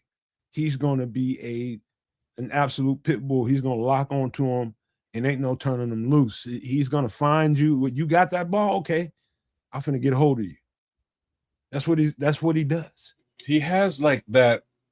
He's kind of like Le'Veon Bell as a linebacker. You know what I mean? He kind of has that patience, waiting for the gap to to spring open and see where the running back is going, then it's just he just shoots the gap. You know what I mean? He's shooting that gap with full force, and he's coming at you. I like this player. Now I got to see where he's positioned now. Well, I'm glad y'all like him. Any last thoughts on him? Because I love this guy. So he's about a 4th rounder, smack in the middle. I think that might be right around where the Bears would be looking to add linebacker talent, to be honest with you. So that's a really good spot. Anthony Wilson, we're not doing a mock draft yet. We're just showing some prospect before we do the mock draft. And I'm not on that screen right now. I'm looking at the depth chart here on linebackers. And just right now, we got Sanborn, DeMarco Jackson, Devin Bush, TJ Edwards coming off injury, Noah Sewell, coming off injury, and possibly, the development of Dominique Hampton and Ruben Hippolyte. What can he offer in year number 2? This is not a position, a group of linebackers that you can go into the season and say, oh, yeah, we're set at linebacker. So, I mean, it's going to have to be addressed in the draft. Yeah. I love this football player, fellas. You're right, Trips, but I love this football player. Just he plays the linebacker role the way the linebacker role is meant to be played. Physical, aggressive, and with a whole lot of intelligence to be able to read, react, and do it with speed and tenacity, man. He's just everything I like in a will linebacker. I love him as a will linebacker. Love him as a will linebacker. Right. You just can't take nothing from him, man. This guy is going to be, let's just say, maybe not in the top 5 to 7 linebackers, but after that first wave of linebackers, he's going to be one of the first ones that come off. And whenever those guys start to come off the board, and there's some good linebackers in this draft. Yeah, it's probably gonna, like, the ones that I'm interested in, I'll be frank with you, outside of anyways, the ones that I'm interested in would fall around the 4th round. He now falls into that area as well. Harold Perkins is close. Kyle Lewis is close. Like they're near each other. From a draft projection perspective, but those will kind of be the guys that I would be looking at in that area. Man, now I got to look at them other boys myself to really compare them to Torian, because I really enjoyed this film. All right, I got another guy. Last guy. Who you got?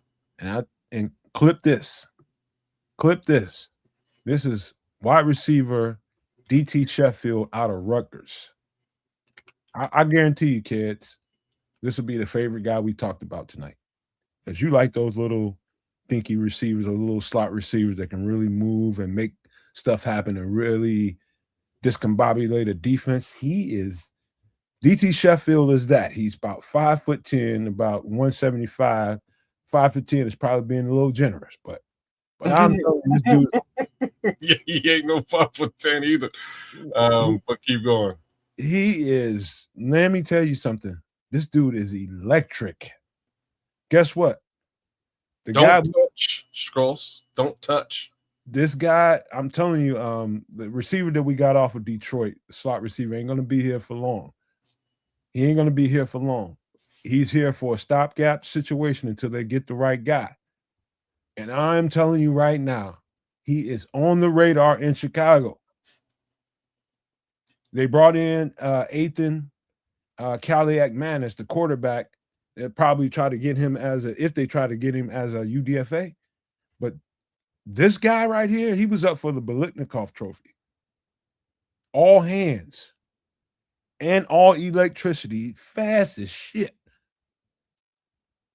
Can do anything from the slot. You won't find him catching the ball with his body. Like a lot of little guys little fast track guys, they catch the ball with their body and they run. That's what they do. This guy catches everything with his hand. He's a legit receiver. But fast as shit. Goes from 0 to 60 in a second.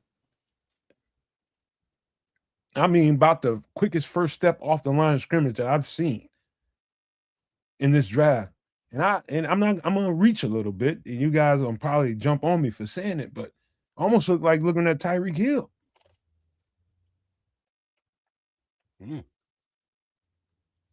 He's not at quite as fast as Tyreek Hill, but he's just being somewhat fast as Tyreek Hill is really good. Really quite as fast as Tyreek Hill. Tyreek Hill's the cheater for a reason. But this kid looks like he can definitely you definitely go for that deep ball from the slot. You definitely do that. I just want to see. I want to see his ability. I got a question for you, kids. Since you're looking at him, just imagine how, with what we already have going on, how Ben Johnson can discombobulate defenses with a piece that can cut you up like this cat. Well, I don't have to. It's been on tape for at least five seasons with Amon-Ra St. Brown, right? Like him and Ben Johnson in that slot position and what he can do with it is unprecedented. So it's really a question of finding the right talent for that position. Khalif Raymond is a great look. Again, he has for now. Yeah, a great look for now. I was really when I noticed he was a free agent, I was like, oh snap, this wouldn't be a bad move because again they have that history together. He helped develop the player, and we've seen him utilize Khalif Raymond in a very similar role. And, sometimes when Amon-Ra was hurt, like in a very similar role or in that slot. So, the question is, can you do that with somebody else? I know Ben Johnson can. So finding somebody who can get the level of separation that Amon-Ra can, I can see why he kind of looks, he kind of has like a Tyreek Hill thing going on just in look and feel. Like I wouldn't say he's Tyreek Hill's speed. You know what I mean? Like he's almost there. But the way he snatches the ball out of the air when he catches it is nice. All hands. Like Nomad is saying, his route tree from that the slot, he runs all the routes. And he's got that juice that I like, with players who, you get the ball in their hands and anytime they can take it to the house at any, missed tackle. So, I'm sure his former college teammate, Kyle Manungai, and fellow little guy, is probably politicking for him as well. How come they drafting all these little guys over at Rutgers? I'll tell you this, man. If you notice anything, what's his name? That's got a lot of money with Seattle. Oh, JSN. JSN is not a big guy. He's kind of a jitterbug, good route runner, is what he is. Very effective. And guys like that I don't want to play guys like him. I rather deal with a big physical receiver with a high catch radius than a fast little, I'm gonna have to run 60 yards every time I line up on him at full speed. And he can run routes and he's quick and abrupt. He can stop on a dime. He's all hands. He's a great DT Sheffield is a great prospect. I see nothing but glittering gold with this cat. With the offense that knows how to use him. And if nothing else, Ben Johnson is that. I'm glad you brought up what's his name in Detroit, the slot receiver there. Amon-Ra. Raymond because he's a solid mix, and I never thought about it that way, but he is a solid mix of Amon-Ra and Tyreek Hill in everything that he does. All hands like Amon-Ra, with similar speed to Tyreek Hill. Similar, not the same, but similar. That's a dangerous combination. That's like nuclear. I'm serious. This guy is a problem. And you put him around a bunch of talent like we got, and that exacerbates the whole situation. I'm telling you, this is for sure. they're looking at this cat in Hallis Hall. DT Sheffield is a weapon. What number is Tyreek Hill? 10. Okay, that's why. He played as 10 at North Texas as well. I'm watching his North Texas tape now, and I like the North Texas. That's what got him to Rutgers. Yeah, because he's that explosive. He's a weapon, man. Caliac Manis loved this cat, and I think quarterbacks are starting to. Okay. As fast as the league is getting, I think the league is going back towards shorter, quicker, more. Well, you need to have both. You can't. You do, kids. But I'm talking. The DBs are getting bigger, so the receivers got to get smaller. Well, I would say that's true, but remember Ryan Pohl said back in the day, receivers, you need all size, you need big, you need small, but then as well as Dennis Allen and Al Harris, like the tall, lanky, fast cornerbacks. Look at some of the vertically challenged cornerbacks coming out, like the kid from Indiana, 5'9". So it seems as though the athletes are coming in all packages now, even of the shorter stature variety. Yeah, look at Naj. He says the cat ran a 4.28. Oh no, he's talking about Naj talking about. Man, he's talking about the kid from Dijon.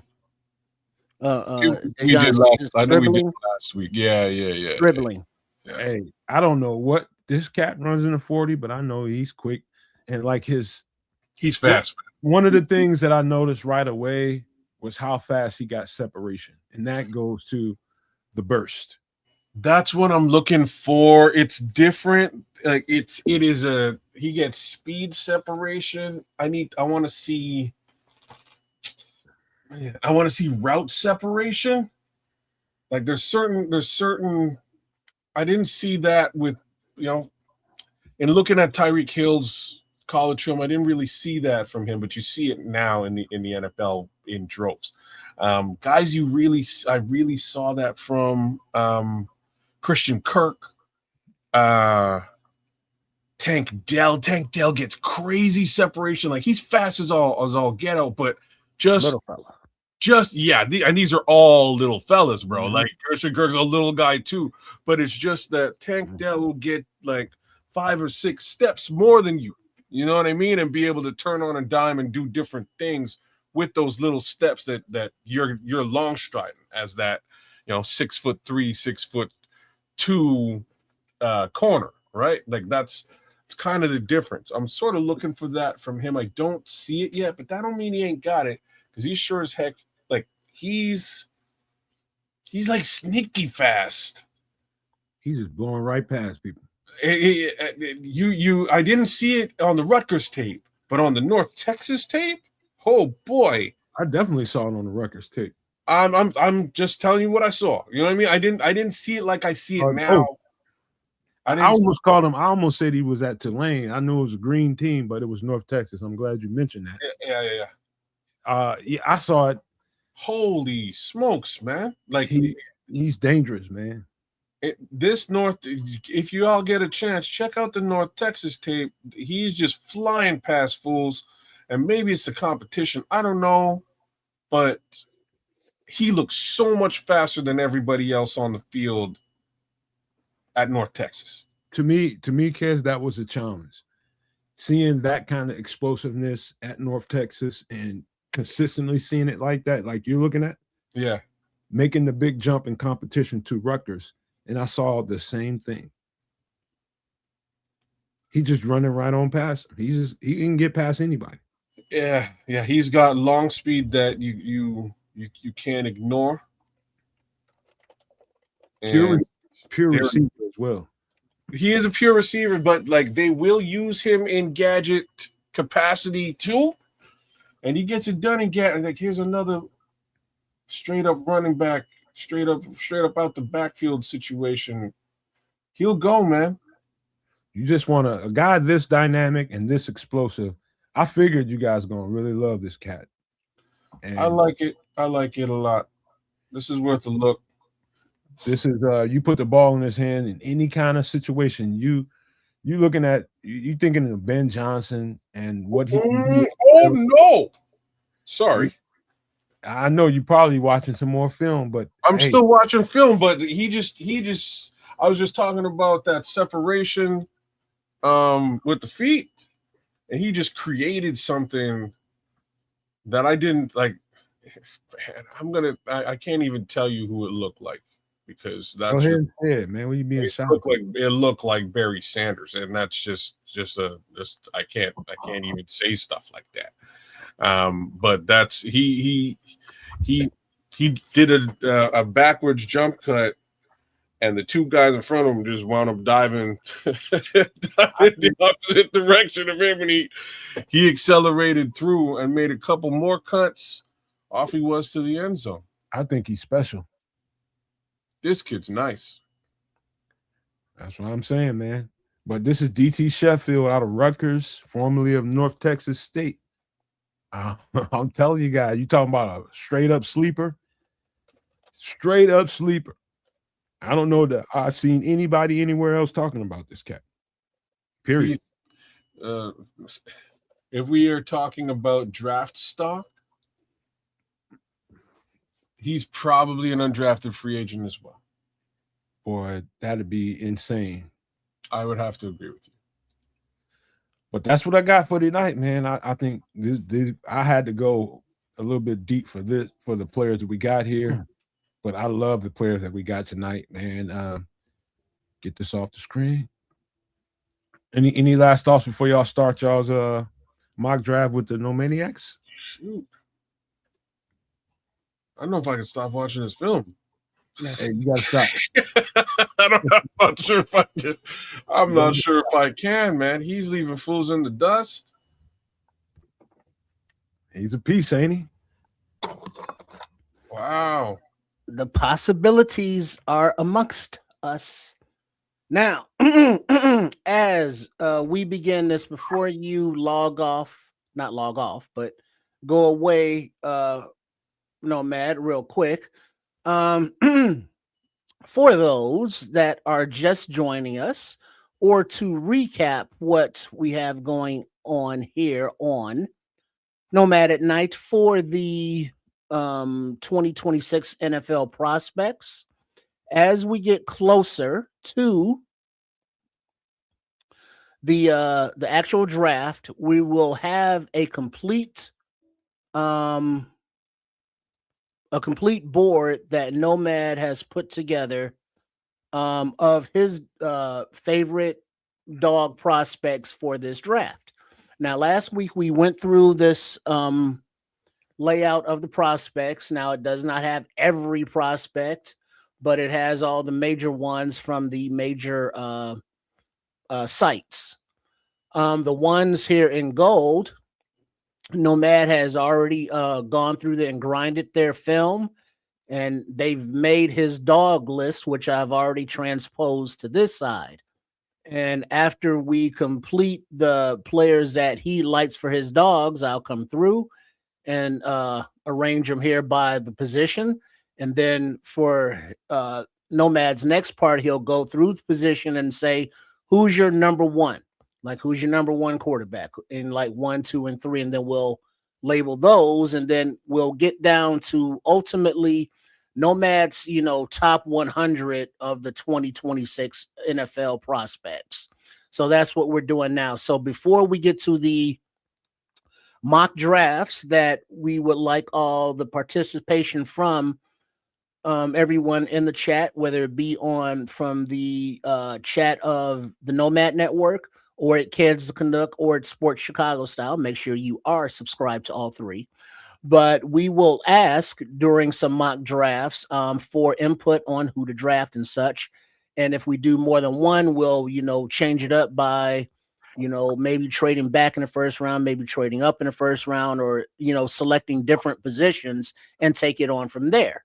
So now, with all of that said, the green that I've added that you see here are players that Nomad spoke on today, like Deion Hayes, Logan Jones, and there was another green that I put on here someplace.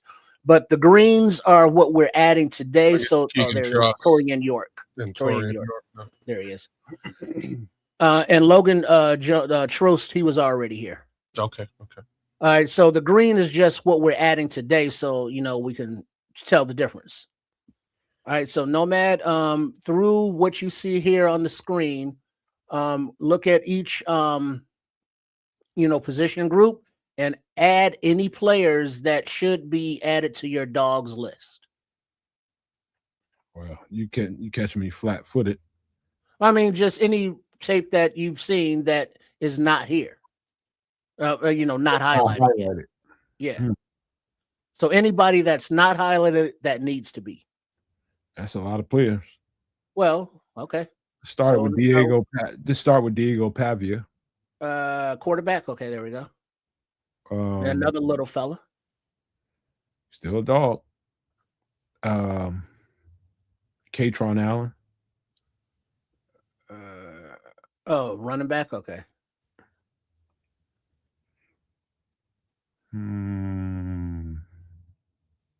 Denzel Boston. And just from the guys I can see. Mm-hmm. Yeah. We'll scroll in a minute, but you can just get what's on the screen, then we'll move. Kayden Proctor. Proctor. Okay, that's over here.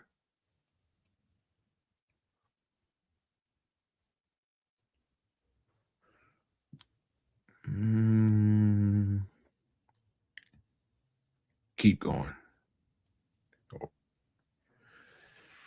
This is a time-consuming thing here. Jacoby Lane, receiver. Where the hell is it? Lane Concepcion. There he is. Get Deion Burks in there.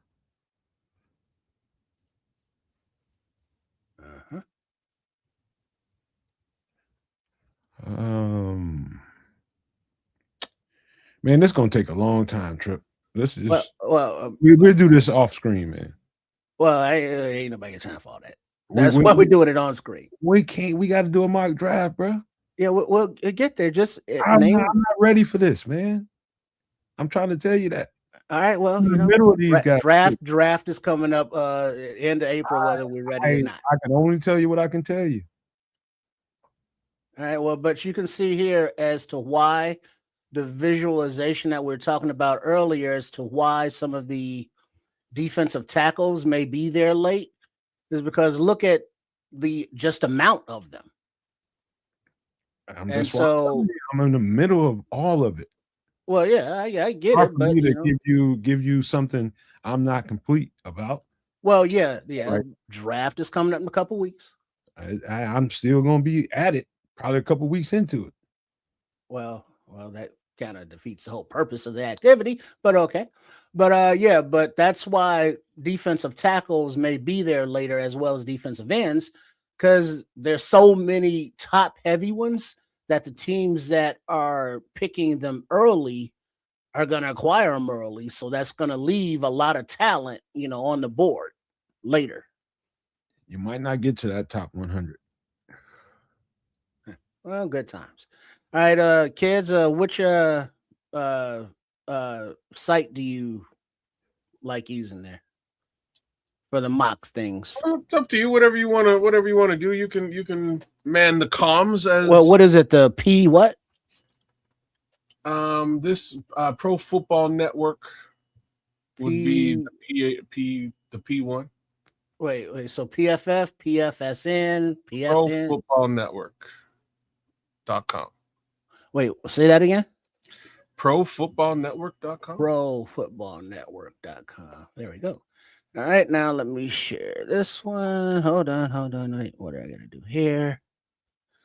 I gotta click here, and then we will share this screen and that one. Make sure we turn the audio off, and there we go.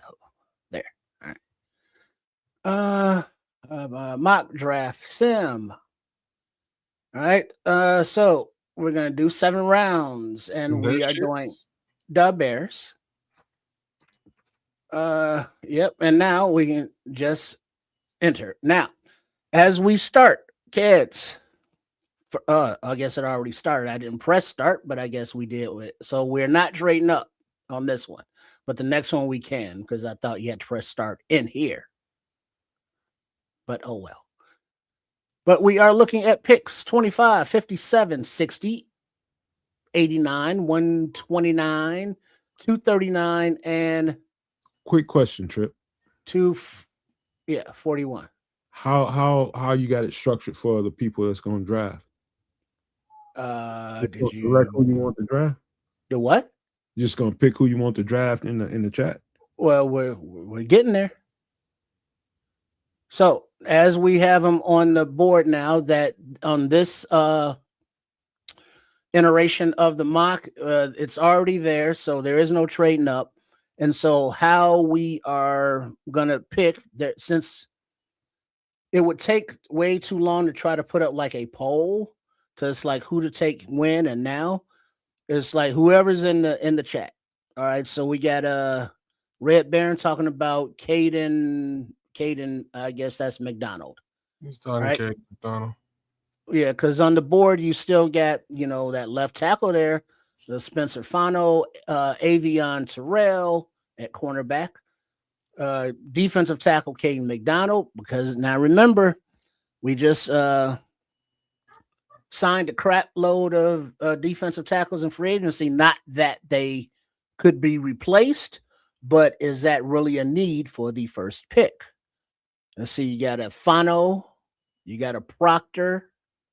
Wait, is Proctor still here? He's probably still in the list of talents, but not where you are. No, he's already been he's already been selected. Yeah, yeah, he's already been selected. He's not on the board anymore. Down to Detroit. Yeah, so left tackle wise would be Fano.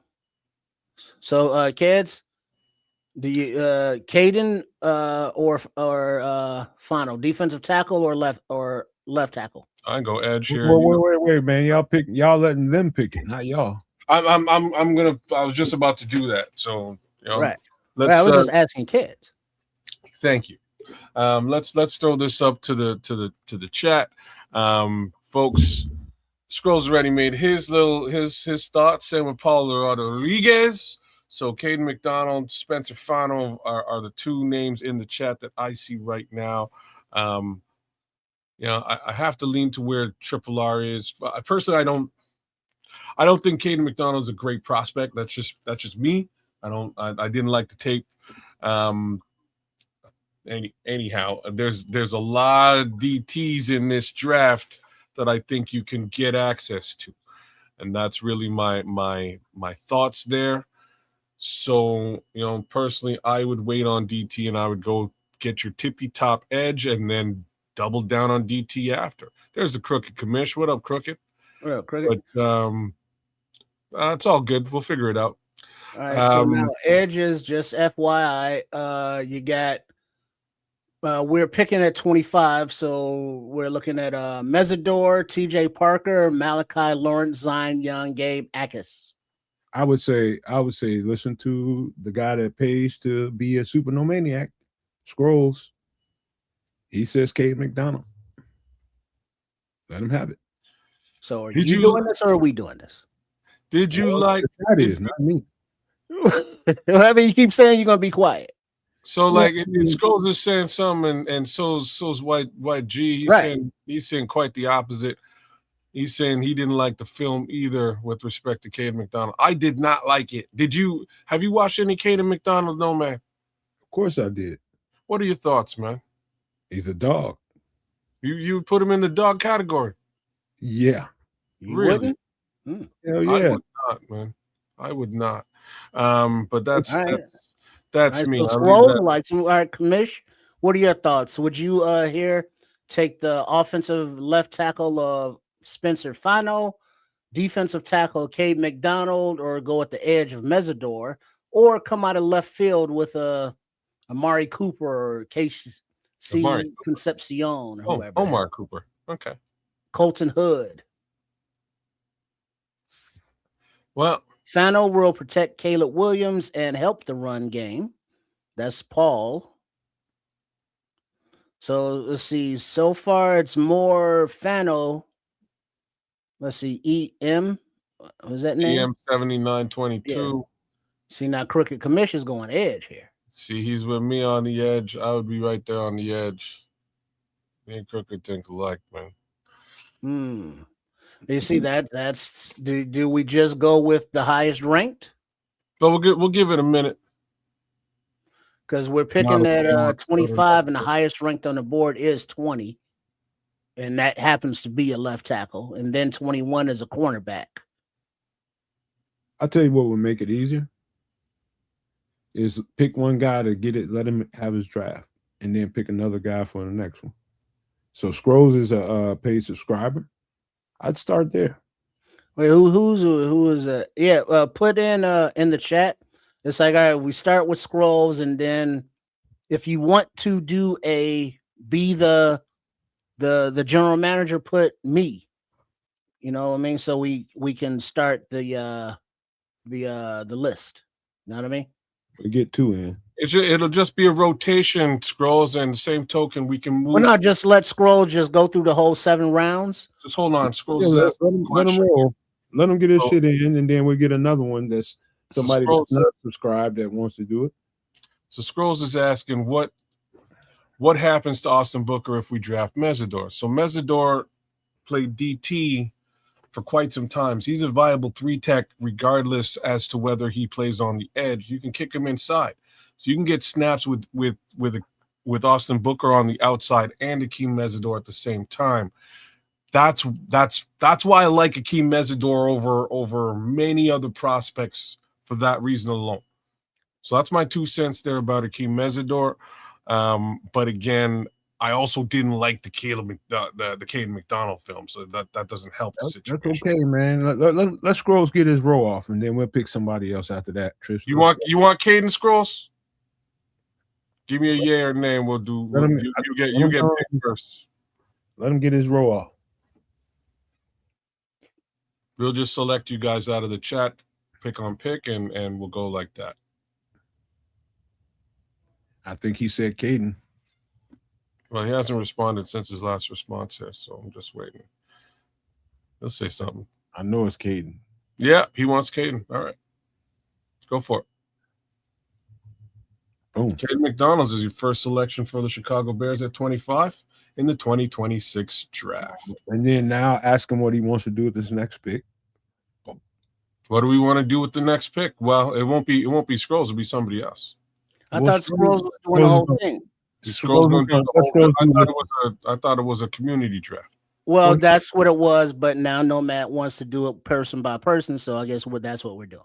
Because yeah, sometimes we don't have to listen to everything he fucking says. I'm just saying we came in and we told the people. I'll tell you what, I will. It was going to be a community draft. We do 2 drafts. We do 2 drafts, and I will be quiet. Let's see how long the fucking takes. Well, that's what I was hoping not to do, but like, all right. Okay, Scrolls, you got yourself a draft, brother. You see what happened here? What do you want to do, Scrolls? We're at 57. Check them trades. Give Scrolls an idea as to what them trades. No, you don't want to trade. Why? I don't know. Ask him. He says, "I'll be quick, no trades." He said, "Let's go. Let's safety. go safety." So that's defense. S. All right, you got Ramsey, Lewis Moore. There's that little short fella I was talking about. Kilgore, Bud Clark, and Wheatley.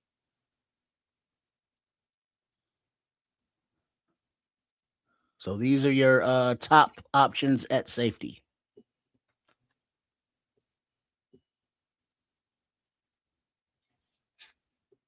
You still there, Red Baron? He's there. He says Bud Clark. Bud Clark. Oh, you really? Yeah. Okay.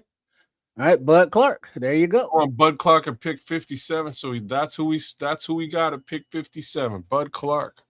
Yep. So far you got your Kayden McDonald at 25, defensive tackle. Safety Bud Clark at 57. And you are on the board now at pick 60. number 60. And we'll go back to all. There we go. So top on the board, there you go. Lee Hunter on down. Running back. All right. Offense. Running back. All right. Mike Washington. There's Mike. Jadarian Price, Emmett Johnson, and on.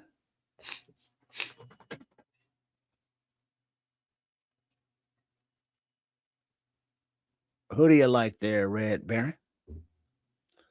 Say too high for him, but let's go. Ooh. Mike Washington sent. All right, go back to all. The next pick is 89. So you got a defensive tackle, a safety, and a running back thus far. And you have 4 more picks. And we are at all. We are. All right. As the draft rolls on. And you are on the board. Top linebacker. Linebacker is defense. It is LB. Deontay Lawson, Aiden Fisher, Harold Perkins Jr., Kyle Lewis, Caleb Elarms, or Torian York.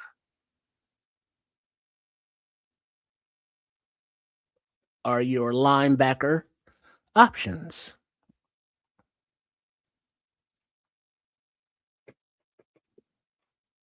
Why we ghetto go Glockior?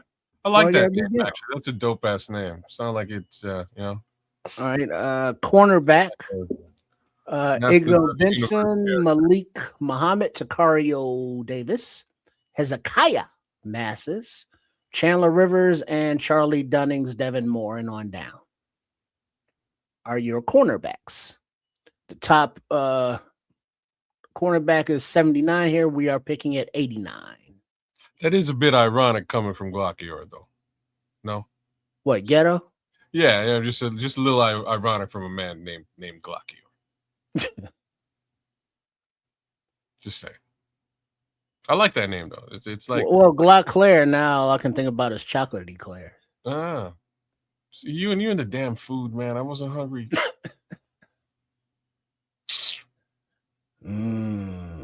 Igor Benson is the selection. It's sent.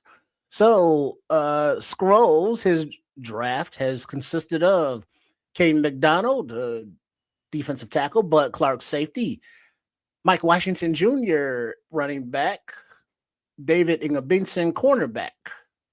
All right, and let's go back to all. And you are about to be on the clock at 129. Right now. Almost. All right. Look, linebacker. Now that's defense. LB. All right. On the clock now. No trades. All right. Top linebackers. Caleb Elams or Torian York, Kendall Davis. Glockior ain't having it with the Scrolls. Says, I hope you never get a GM job for the Bears. I hope you get it for the Packers and make them trash. Damn, Scrolls. Elams or it is. All right, so the next pick is at 239. Go back to all. All right. A position group you're leaning toward there, Red Baron?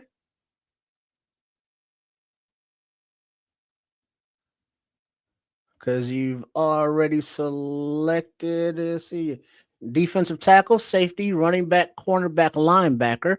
Now let's look center, which is on the offense. And what is that? OC. All right. Draft results. Not on the clock yet. Almost. In another 40, 50 picks. All right. But centers are front and center. All right. So as we enter the 6th round now, Pat Coogan, Brockmeyer, Foster, Gavin Gerhart, Josh Kreutz. Oh, Josh Kreutz. Hey, he's in the list now. I was Yeah, looking Olin's for him. kid. Nice. I was looking for him at center. 6'2", 290. Sort of around the same size as Short and stocky. Mhm. What are we on? Nope. Oh, no. It's not on the clock yet. Oh, nope. Okay. Still waiting. He says Pat Coogan. Pat he's Coogan, center. Yeah. Did it stop or something? Say what now? Wait, resume. All right, I guess I paused it. All right, Pat Coogan, center. That's what he OC. says. All right, let's see if Pat is still on the board.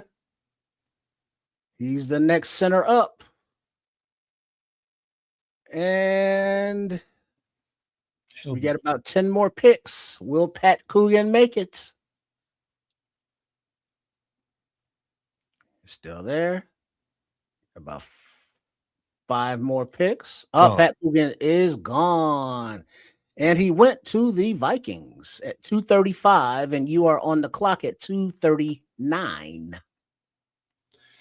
He's going to pivot to Josh Kreutz because that's what I would do. But do you want to look back at center specifically? Because Coogan is no mas. Let's Kreutz. All right. Offense and offensive center. Josh Kreutz it is.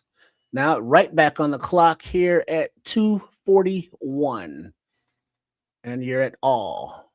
And this is your final pick.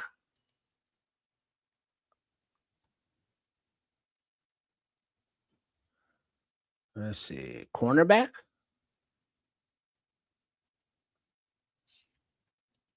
We still didn't get an edge. We didn't get you did get a linebacker.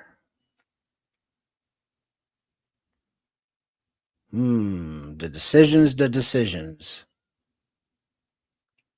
I need a returner. All right. So you did take Mike Washington at running back. So are you looking at, let's say, wide receiver? The homie Barry Brown. The homie in DT will be around there if you're interested. He'll be around. Who's that? I'm not sure. Nomad, did you see any film of DT in the special teams game? Because I didn't need to. He can play special team. DC. Like, I wouldn't be surprised. He's that type of player. Yeah, DT Sheffield. He's here on the board as well. But he's down here at what is that? 539. It does not specify who the returners are. It wouldn't. Like WRS. Sometimes it says on different sites. But Barry and Brown, LSU kid. He's good. Let's take DT at that mid defensive tackle. But no, we're going with the wide receiver named DT Sheffield from Rutgers. And that is selected. So as it wraps up for the Red Baron, also known as Scrolls mock draft. Oh, there we go. And now you're there you go. Go ahead and read off the final results there, kids. Absolutely. Here's your 2025 going into the 2026 season mock draft, courtesy of the one, the only, the Scrolls.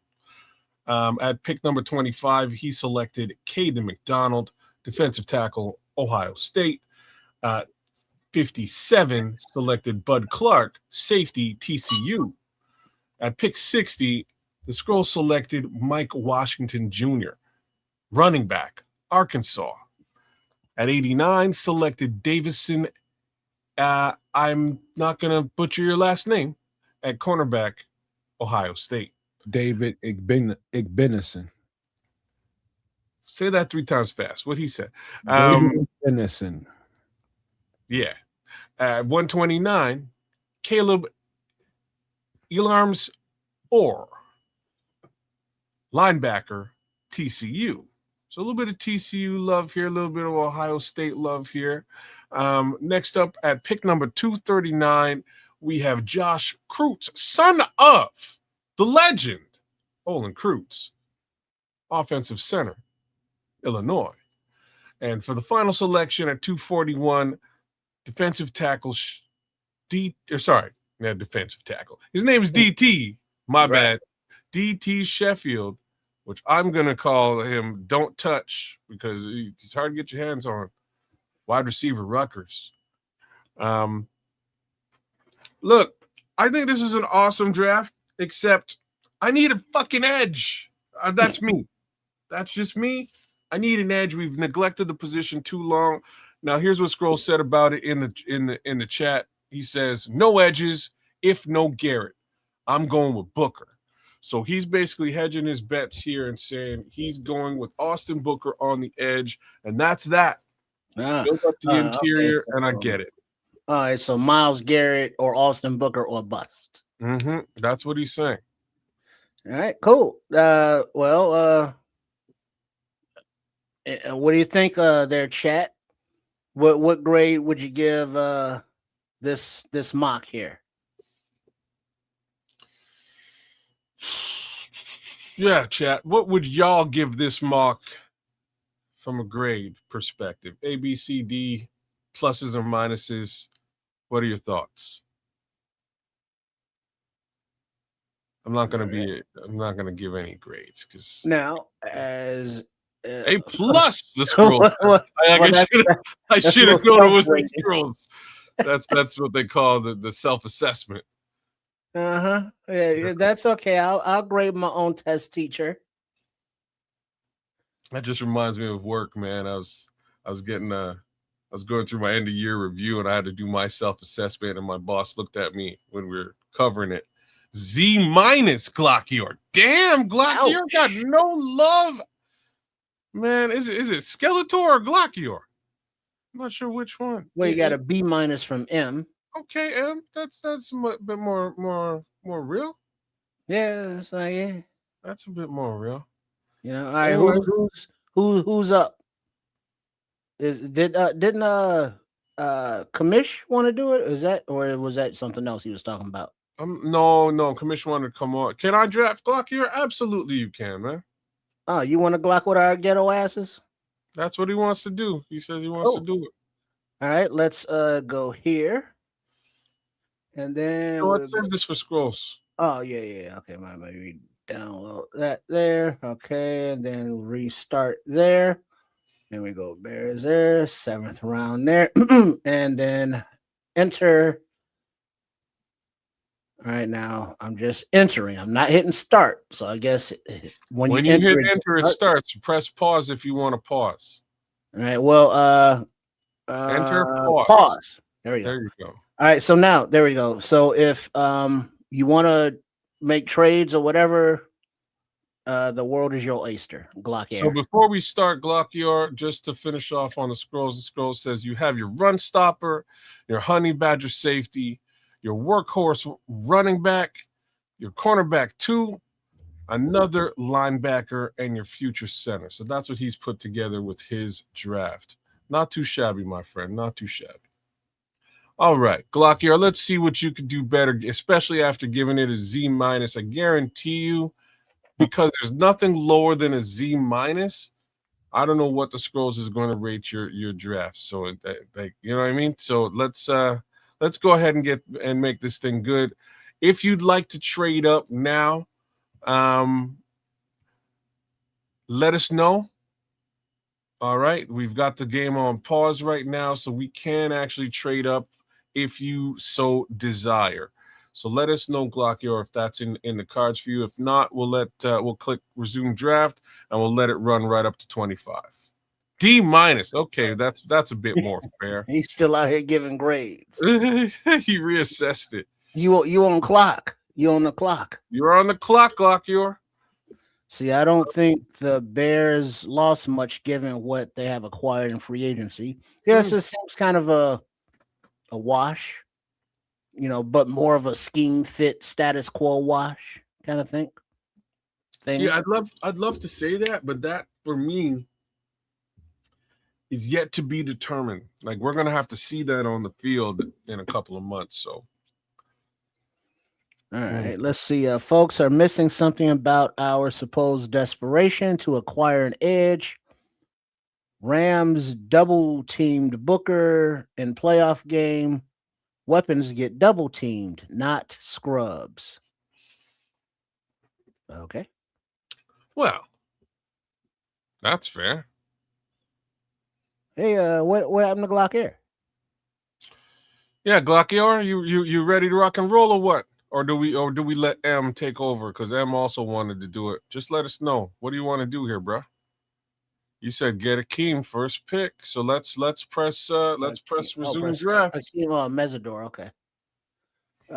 Resume. All right. That's if he's on the board. Hopefully he's on the board. All right. He's still there. Where do we pick? 13, 14. Watch, right he'll go to the Cowboys. Just to piss you off. Oh, he didn't. Well, it's coming up.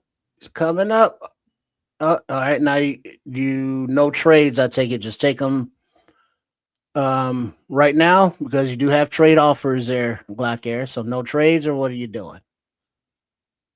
He starts with an older guy, multiple foot injuries. I thought that was Banks. That is Banks. Yeah. Scrolls? Oh, he said you will take the Seattle right there. How many? 3 trade offers. The first one is from Seattle to go. They want pick 25 and they will give you 32 and 64. Arizona will give you 34 in the second round pick next draft. And the third offer is for 25 and 129. And Tampa Bay will give you 46, 77 and a second and a third next year. But the Seattle pick. All right, give me the Seattle. He wants the Seattle. So he's given up on the Akeem situation. Oh, what did you do? Oh, okay, my bad. Trade. You did take the Seattle trade. Yeah. And before we look at the trade, let me trade offers rather. He went off the board at 26 to Buffalo. Mesidor did. I'm telling you, people ain't really playing with that particular selection. If you leave him there, he's gone. Much to the opposite, though, there's your Kayden McDonald, who's now dropped. It's 32.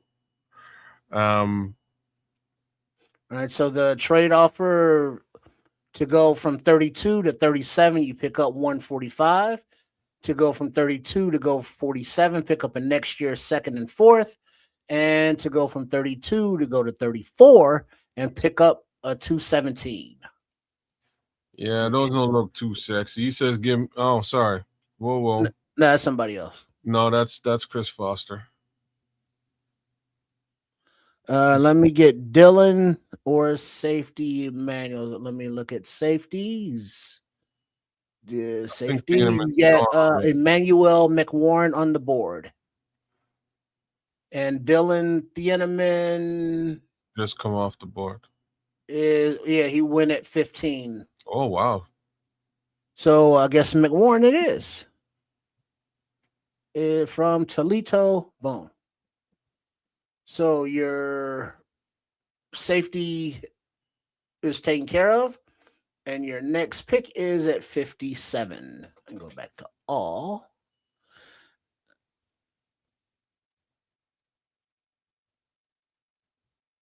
All right, you got Armin War, amazing pick. Yeah, you're welcome. All right, trade offer to go from 57 back to 73, and you pick up a third next year. To go from 57 to 74, and you pick up 97 from the Chefs. And those are your 2 offers. On the board, you are One more time with those trades, brother. trades. Yeah. To go from 57 to 73 and pick up a third, and to go from 57 to 74 and pick up a 97. Okay. He says he's good, so we'll leave these trades alone. All right. You're on the clock at 57. Your next picks are at 60, 64, 89, 129, and 239. And any position groups in particular you want to look at?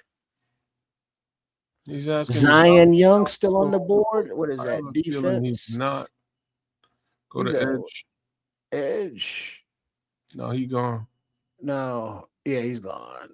Zion Young. That's why you get the edge right away. He went 43 to the Kitties. So Cassius Howe's a nice edge. Dennis Sutton's a nice edge, but that's a little bit further back. Romello Heights okay.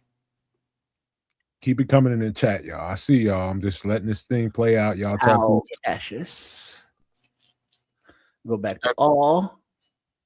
See the top on the board. You got cornerback, wide receiver, cornerback, linebacker, D tackle. Oh my God, why is Howe still there, guys? Watch his film. Is that who you want? Howe? Howe's all right. No, he did. Yeah, he said Howe in there in the chat. Howe's all right, but I think he wants Howe. Yeah. All right. Wait, it was Edge, right? Yeah, there's Cassius Howe. Boom, there it is. All right, so now you are right back on the clock with 2 trade offers to go back from 60 to 74, and you pick up a 97, and to go back 1 spot to 61, and you pick up a 5th rounder in 27. So that first offer isn't bad, especially considering, just scroll down for a second, Trip, because he's got pick number 64 that he just traded for. So I'll leave that up to you. Yeah, 60 right now, 64, and then 89. Yeah. So if you want to accumulate a couple more selections, you're about to pick here anyways. Scrolls did not like your pick. Why, Scrolls?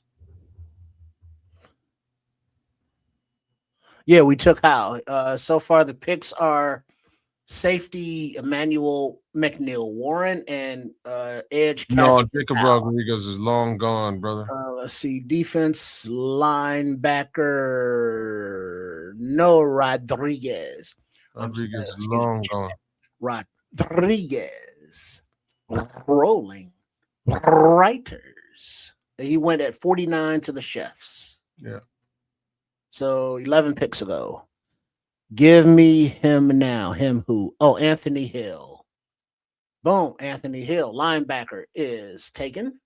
And now you are right back on the clock with 1 trade offer to go back from pick 64 and a 27th 4th rounder to pick up pick number 69. Nice. And 106. That is the only trade offer. Go back to all.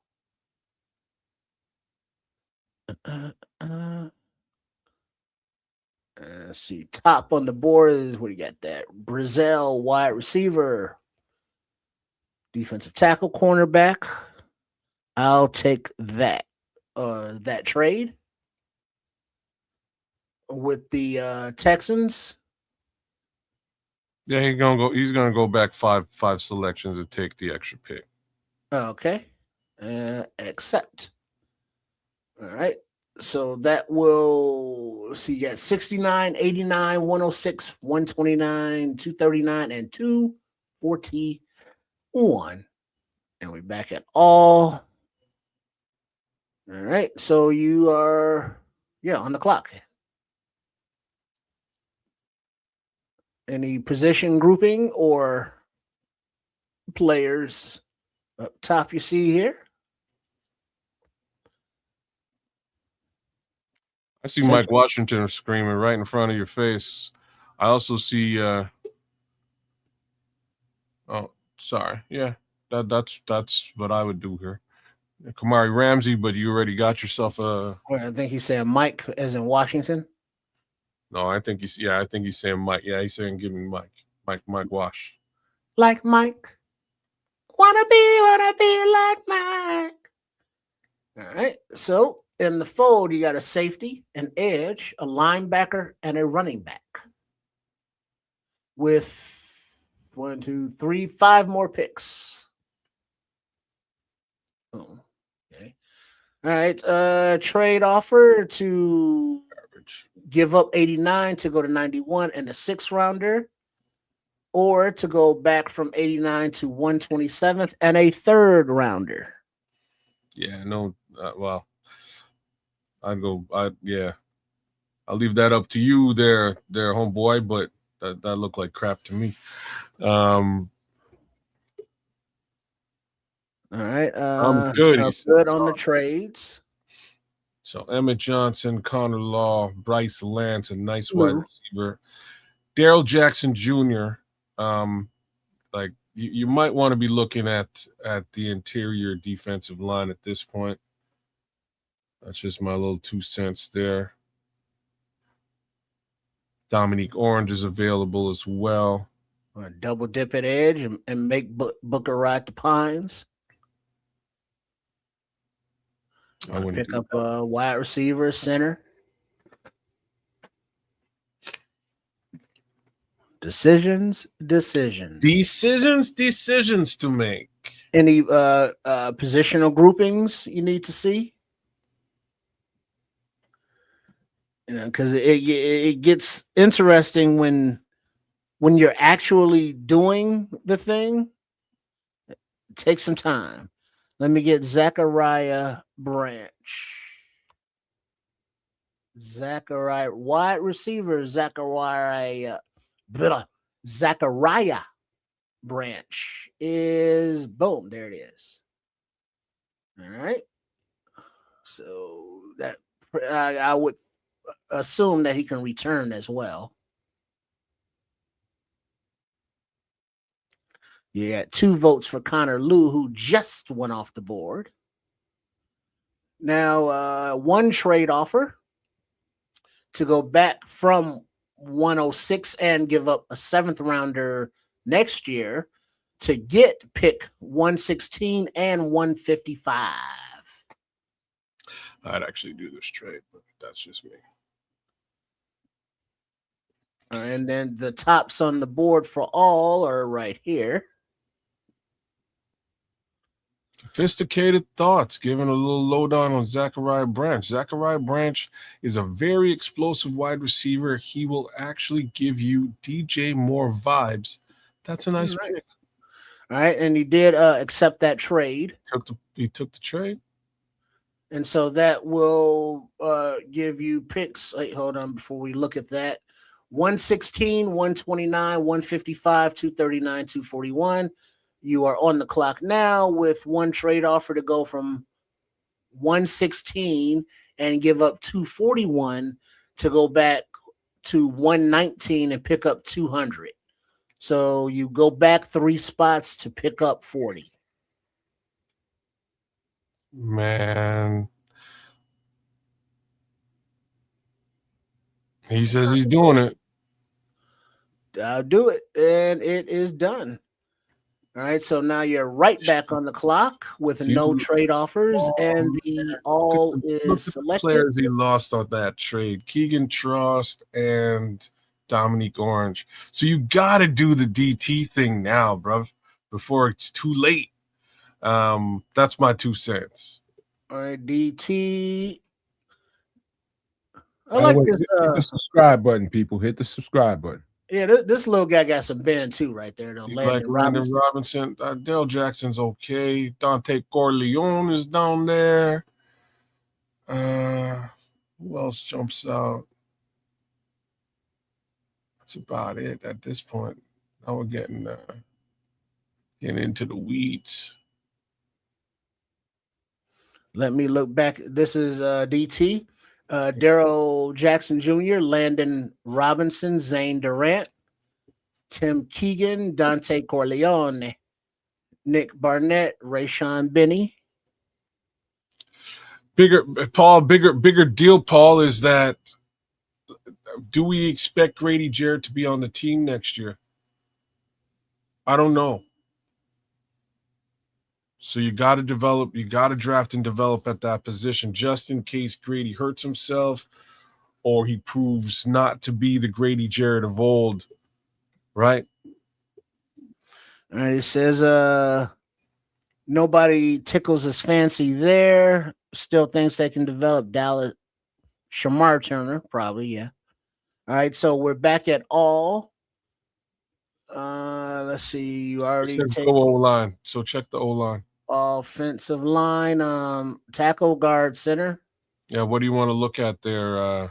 Or we could do three. No, we can't do all three. Nobody strikes my interest. I feel like we can still develop Dallas Turner. All right, you mean Shamar. Okay. All right. All right, here's your centers. Goldman, Logan Jones. Just talked about him tonight. Nomad broke him down there from Iowa, Hawkeyes. Jake Slaughter, Trey Zune, Pat Coogan. There's your recruits down there. So you got some center options. You'll take him. Him. Who are you taking, Glockier? And Paul, Gallimore is here, but we may also center, Logan Jones. Right. Javon Dexter. Which center are you talking about? Jones? About Logan Jones. Yeah, the one that we talked about tonight. It's probably Logan Jones he's talking about. Okay. I just want to get a little verification before I send it. And then so take the center from Iowa is sent, Logan Jones. Go back to all. All right. And your next pick up is 129. And you are on the clock. That was fast. Offensive tackle, linebacker, cornerback, wide receiver, tight end, quarterback, cornerback. There's McGowan. Talked about him tonight too, didn't we? Yeah. Or last week or something. Glock Pace. People named Seth worry me. I just like to put that out there. Seth MacFarlane. All of the Seths. Seths. What's the plural of Seth? Sethers. Seths. Seths. LT Overton is, I just saw that. There he is. Edge, Alabama. LT Overton is really? In. Is he? All right. So you got on the clock. Oh, no, not yet. Next pick at 155. So coming up. All right. You got LT Overton in the fold. Damn. And that's two edges there. Cassius Howell and LT Overton. See, it does look like people are also weary of Seths. Mm-hmm. Seth McGowan dropping. Now, still there. You have one trade offer here, and it is from the Packers to go from 155 back to 160 and pick up a 236. Notice, somebody else. Let's just scroll. JC Davis. Wait, no, that's somebody else. JC Davis, offensive tackle. All right, this is all we're looking at. He says, F. Green Bay, take Taylor Green. And that's a quarterback, right? Yeah, I couldn't agree more. Except with the Taylor Green pick, but that's a different story. Well, let's see. Alarbeck, Crotto. I do not see Taylor Green. Go to the list of selections. I think Taylor Green just got picked up. Yep, there he is. He got picked? Yeah. Yep. The Texans top of round 5. Yeah. Just missed Taylor Green. Where do we go next, good sir? What are your thoughts here? This is why am I so far down? This is the top here. Damn, he says. I don't mind doing the commentary. It's actually fun. He says, "Help me, guys." All right, let's. What position? Because you've taken a safety, 2 edges, a linebacker, a running back, a wide receiver, and a center? Go to DT because again, it's the one place we haven't addressed. Well, OT. I wonder if Corleone You is only got one safety. DT, you got Dante Keenan, Corleone. Corleone, Barrett Bunny. I want a sneaky DT. Yeah, there's your Dante Corleone. Yeah, take him. The senior from Cincinnati. Is that the sneaky fella you're referring to? I believe so. I will allow Glockier to make his selections, but that he says, yeah, okay. Okay, boom, there it is. And you got 2 more to come. oh, yep. Next pick at 200. Let's go back to all. Now, any position groupings that you want to look at? There's J.C. Davis, and he's And gone. there goes JC. And he's gone. Lorenzo Styles, that's a safety, right? Oh, he got to be gone. Nope, there he is, 319. Oh shit! A lot of Styles is out there. Very surprising. Well, his last name is a brother. I'm just saying, a lot of Styles is all of a sudden. It's my son's first name. All right, you are on the clock here. Do you want to take Lorenzo Styles? All right, there, Lorenzo. So you got another safety in the mix, And we scroll back up, and it looks like 239 is your final pick. Seventh rounder. Who is your Mr. Irrelevant? Who is this year's Kyle Mananga? Look at that. Like, if he's around, those measurables sound interesting to me. I'm going to have to look at the tape, Paul Martin. He's saying it was Oklahoma hybrid safety linebacker Kendall Daniels taken yet? 6'5", 240, runs about 4.56. I don't see him under linebackers. What was that? Look at what? Cornerback, CB. All right. Colin Wright, Ricardo Hallman, Triano Pride, Damani Jackson, Dante Balfour, Theron Johnson.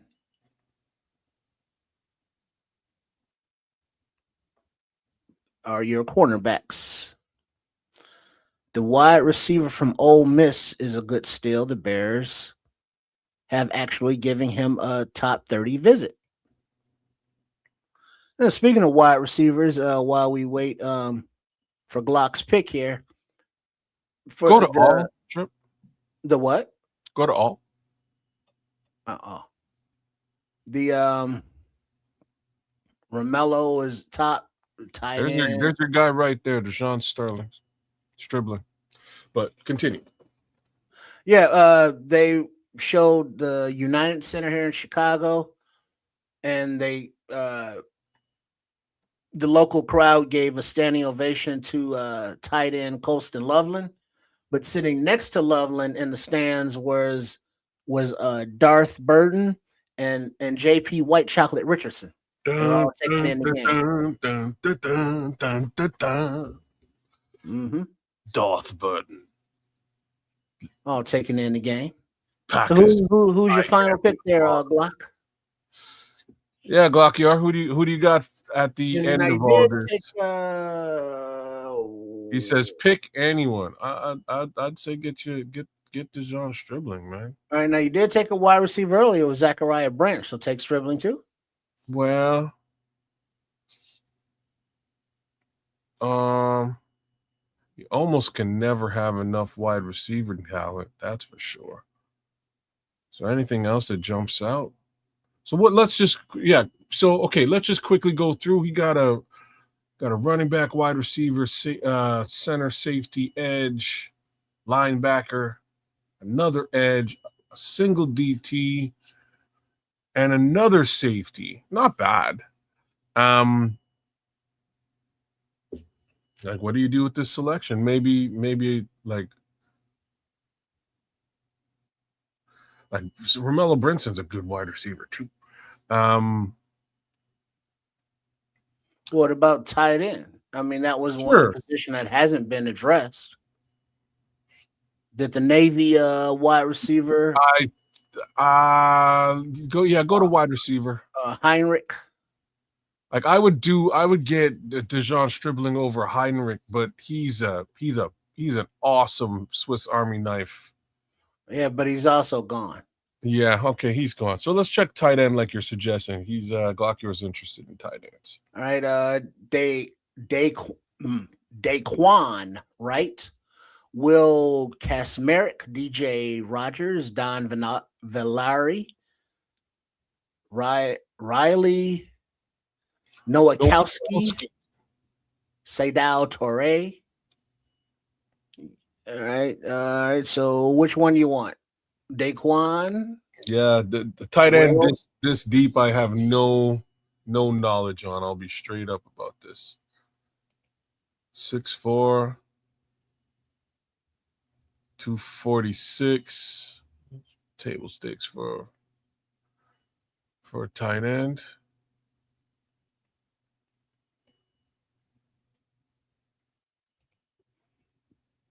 Wait, I can't lower. All right, so Daquan, is that what I'm hearing?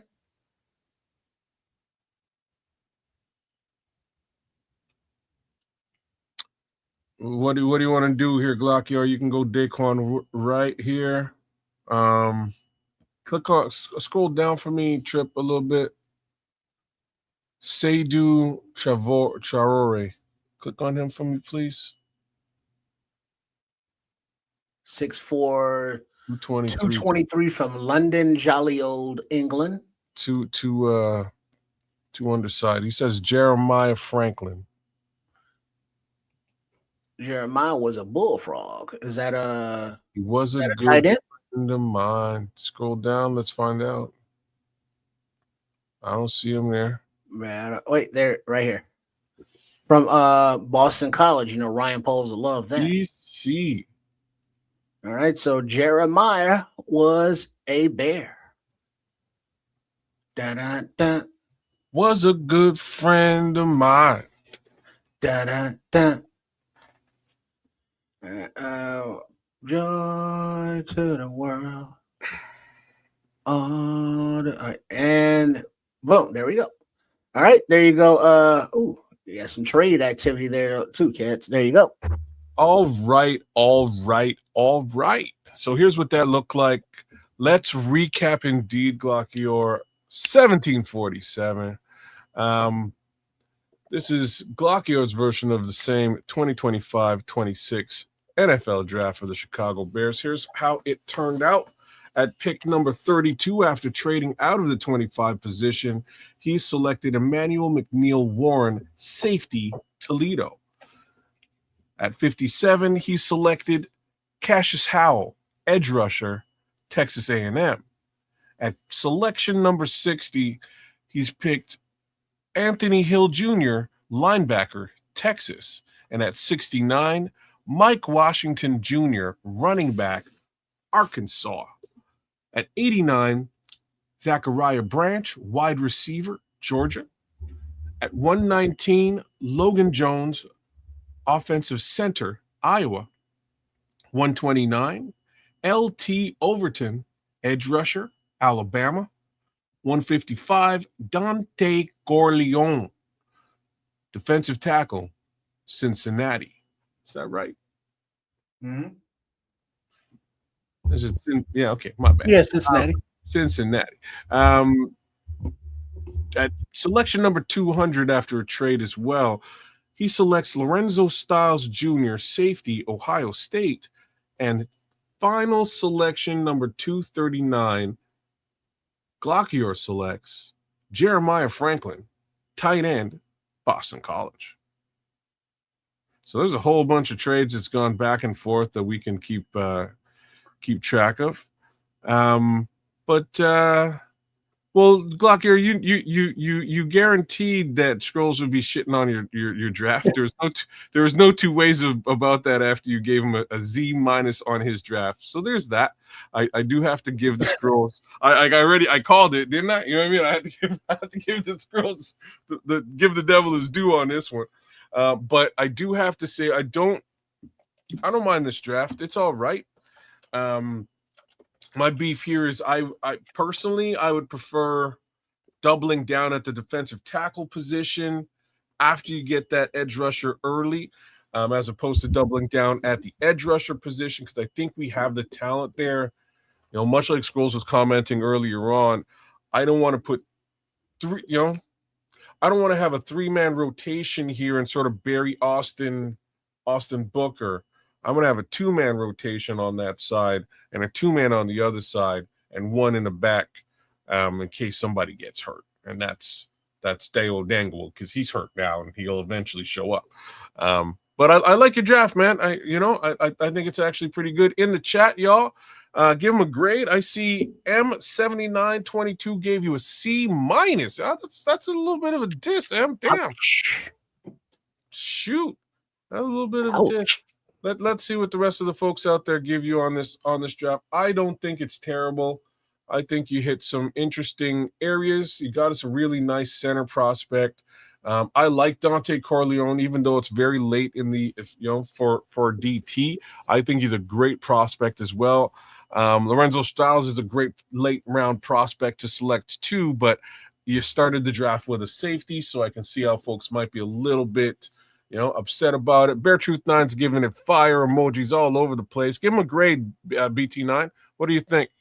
The Scrolls are saying no run stopper. I can't argue with the Scrolls there, and that's why I'm saying I would be doubling down on that at that DT position, because we need a true 3, and we kind of went back and forth a little bit in the chat. I don't know about Grady. I also don't know about Javon. Javon might not be here next year this time. So, those two things might be where you want to double down and correct. And just a little FYI, in real time, that one of the players selected here, just this week, Nomad was talking about top 30 visits, and it was like, oh yeah, Ontario Thompson, a defensive tackle from Washington. But medical related, Dante Corleone is having tightrope surgery next week on his left ankle. Yeah. Well, so much for Dante Corleone. That was more my suggestion, so I'll take the heat on that one. I did not know, but we're selecting a DT very late in this draft, so such is life, unfortunately. But yeah, we got some noise in the chat. I love it. I love you guys going back and forth about how this looks. Bear Truth 9 gave you an 8.0, where everybody's giving ABC grades, but that's fine. I'll accept an 8.0 as a solid B. I think that's what that looks like to me. And Scrolls. I think there's a couple of starters here. I think definitely Emmanuel, definitely Cassius Howe. But you know what, Scrolls, maybe you're right, man. Maybe like Mike Washington is not going to start over DeAndre Swift this season. And I'm not as familiar with Anthony Hill Jr. You jumped out and really grabbed that selection. I'm going to have to look at Anthony Hill Jr.'s tape now. Ricky. But yeah, I'll have to look at Anthony Hill Jr. and get an understanding over of why you jumped out so quick and made that selection. Dennis Allen prefers more of an explosive DT. That's why they let Big Billings go. He requires more penetration than just big body run stopper. And that's where, like you saying that, Sophisticated Thoughts, that's where Neville Gallimore comes to play. So I'm kind of excited to see Neville on our team and what he can do, especially after his last season. and how he's improved. So I think he'll fit exactly that mold of being a run stopper that also gets penetration. He's got a lot more get off than Andrew Billings ever did. So we'll see how that all works. But nice draft there, Glockior, man. I think you did pretty good. Grade my picks, please. I want you guys to grade me too. Okay, all right. Push him hard. Okay, fine. All right. So my thoughts on.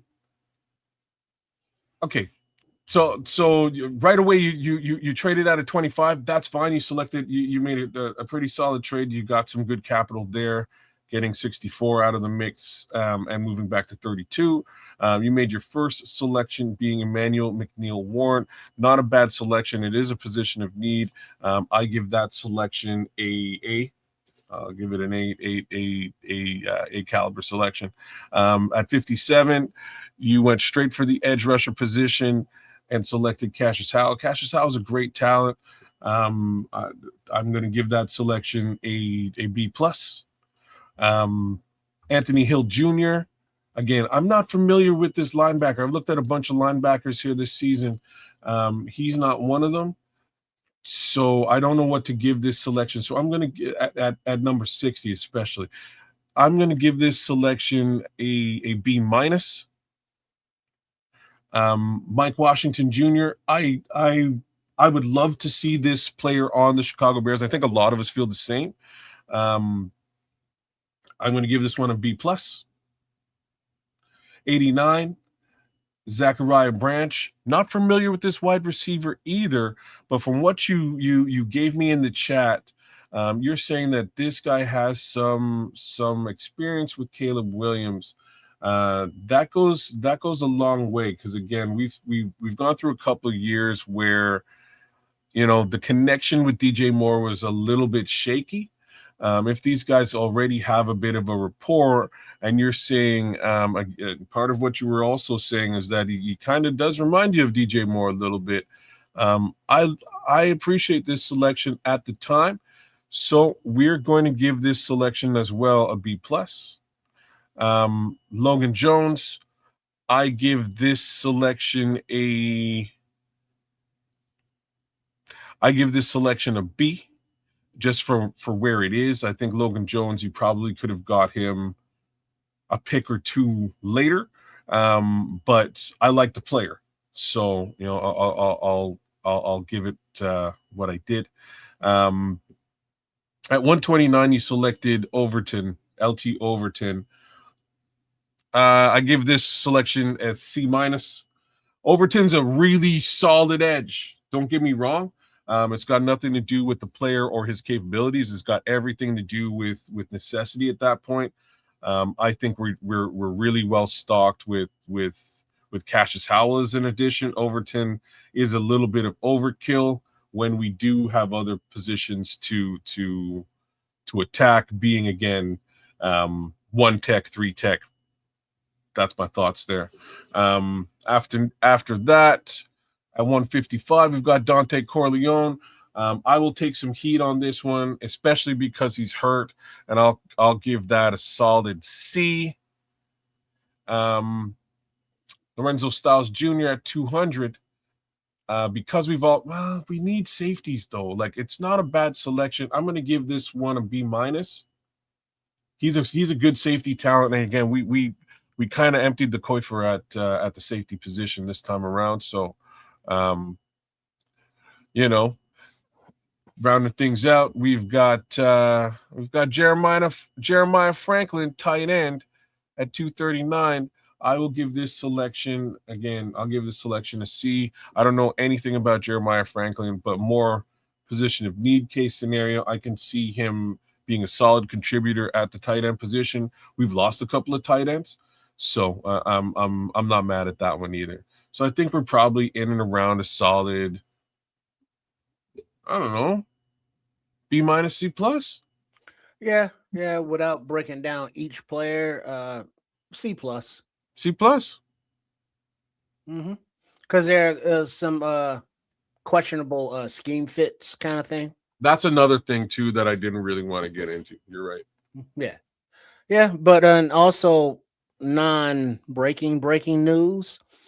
The Bears possibilities for comp picks next year goes up, but not the way you think, though, kids. The Eagles are signing edge rusher Joe Tryon Shoyinka to a 1-year deal.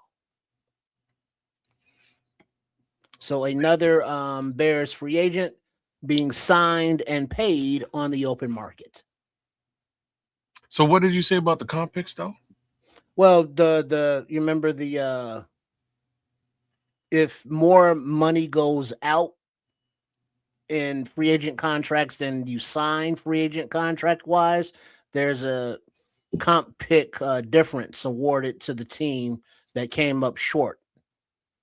So you're saying we might actually see a comp pick with the loss of Jortran Shrenka? Well, that in addition to everybody else, because in the polls era thus far, the departures of players, would catch on here and there, but never has guys that we released or lost during free agency have this many signed on to other teams. And if you look at the contracts that the Bears gave out in free agency, there were nothing substantial like that. So if the outgoing amount is greater than the incoming amount, comp picks awarded. Okay. Well, like, I don't believe we traded a selection away for that guy just to lose him to the Eagles. That's terrible. Well, just want to put that out was there. that a 6-rounder? Yeah, this year. Yeah. Or next year. One of them. Yeah. I don't know, man. I'm putting all the faith in the draft at this point. Me personally, I think that's kind of where we all are. I think there is a lot of faith to be had in this draft. We can do some very interesting things, and it's really a question of how this draft is navigated by Ryan Poles, Ben Johnson, Dennis Allen, and the brass at Chicago. So we'll see how all that goes. It's a little bit interesting to me, but I can't hang my hat or bet the farm on what we've done. We've made real wholesale changes and shifts to this defense. And I think that was almost to be expected. You know what I'm saying? Because Dennis Allen came in and he said, yeah, go ahead, get what you need year one. I'll take a back seat and get what I need year two.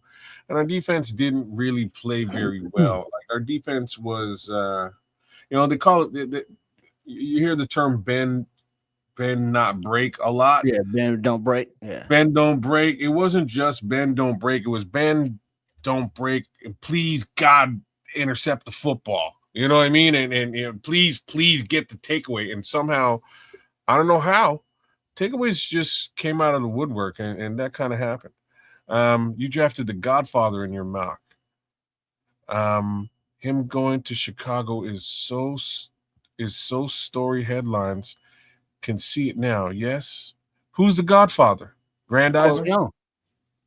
Oh, the Godfather. My bad. I should have known. Yeah, but he's hurting, bruv. Triple R just said he's hurting, man. He's going in for surgery. So if that news is out there, the Godfather, depending on how this surgery heals up, right? Like, you never know, but depending on how things heal up, that's probably going to affect his draft stock. And we selected him very late. He'll probably fall a far amount further than that because he likely won't be an impact player or a starter this season. Or, if he is this season, it won't be during training camp. He'll probably miss the better part of training camp. Well, but at least if Corleone does well here, does he have to worry about, copywriting a nickname? The Godfather? Does you know what I mean? Instead of Iceman. Hey, Caleb, I'm surprised Marvel didn't come up and be like, "What the hell y'all talking about?" You know what I mean? That's what I've been waiting for on this one. Caleb Williams is going to copyright the Iceman. I'm like, oh, really? I know an X-Man that might have something to say about this, but okay, no. Hey, Oh, the X-Men it's didn't a have basketball NIL player deals. from 1942.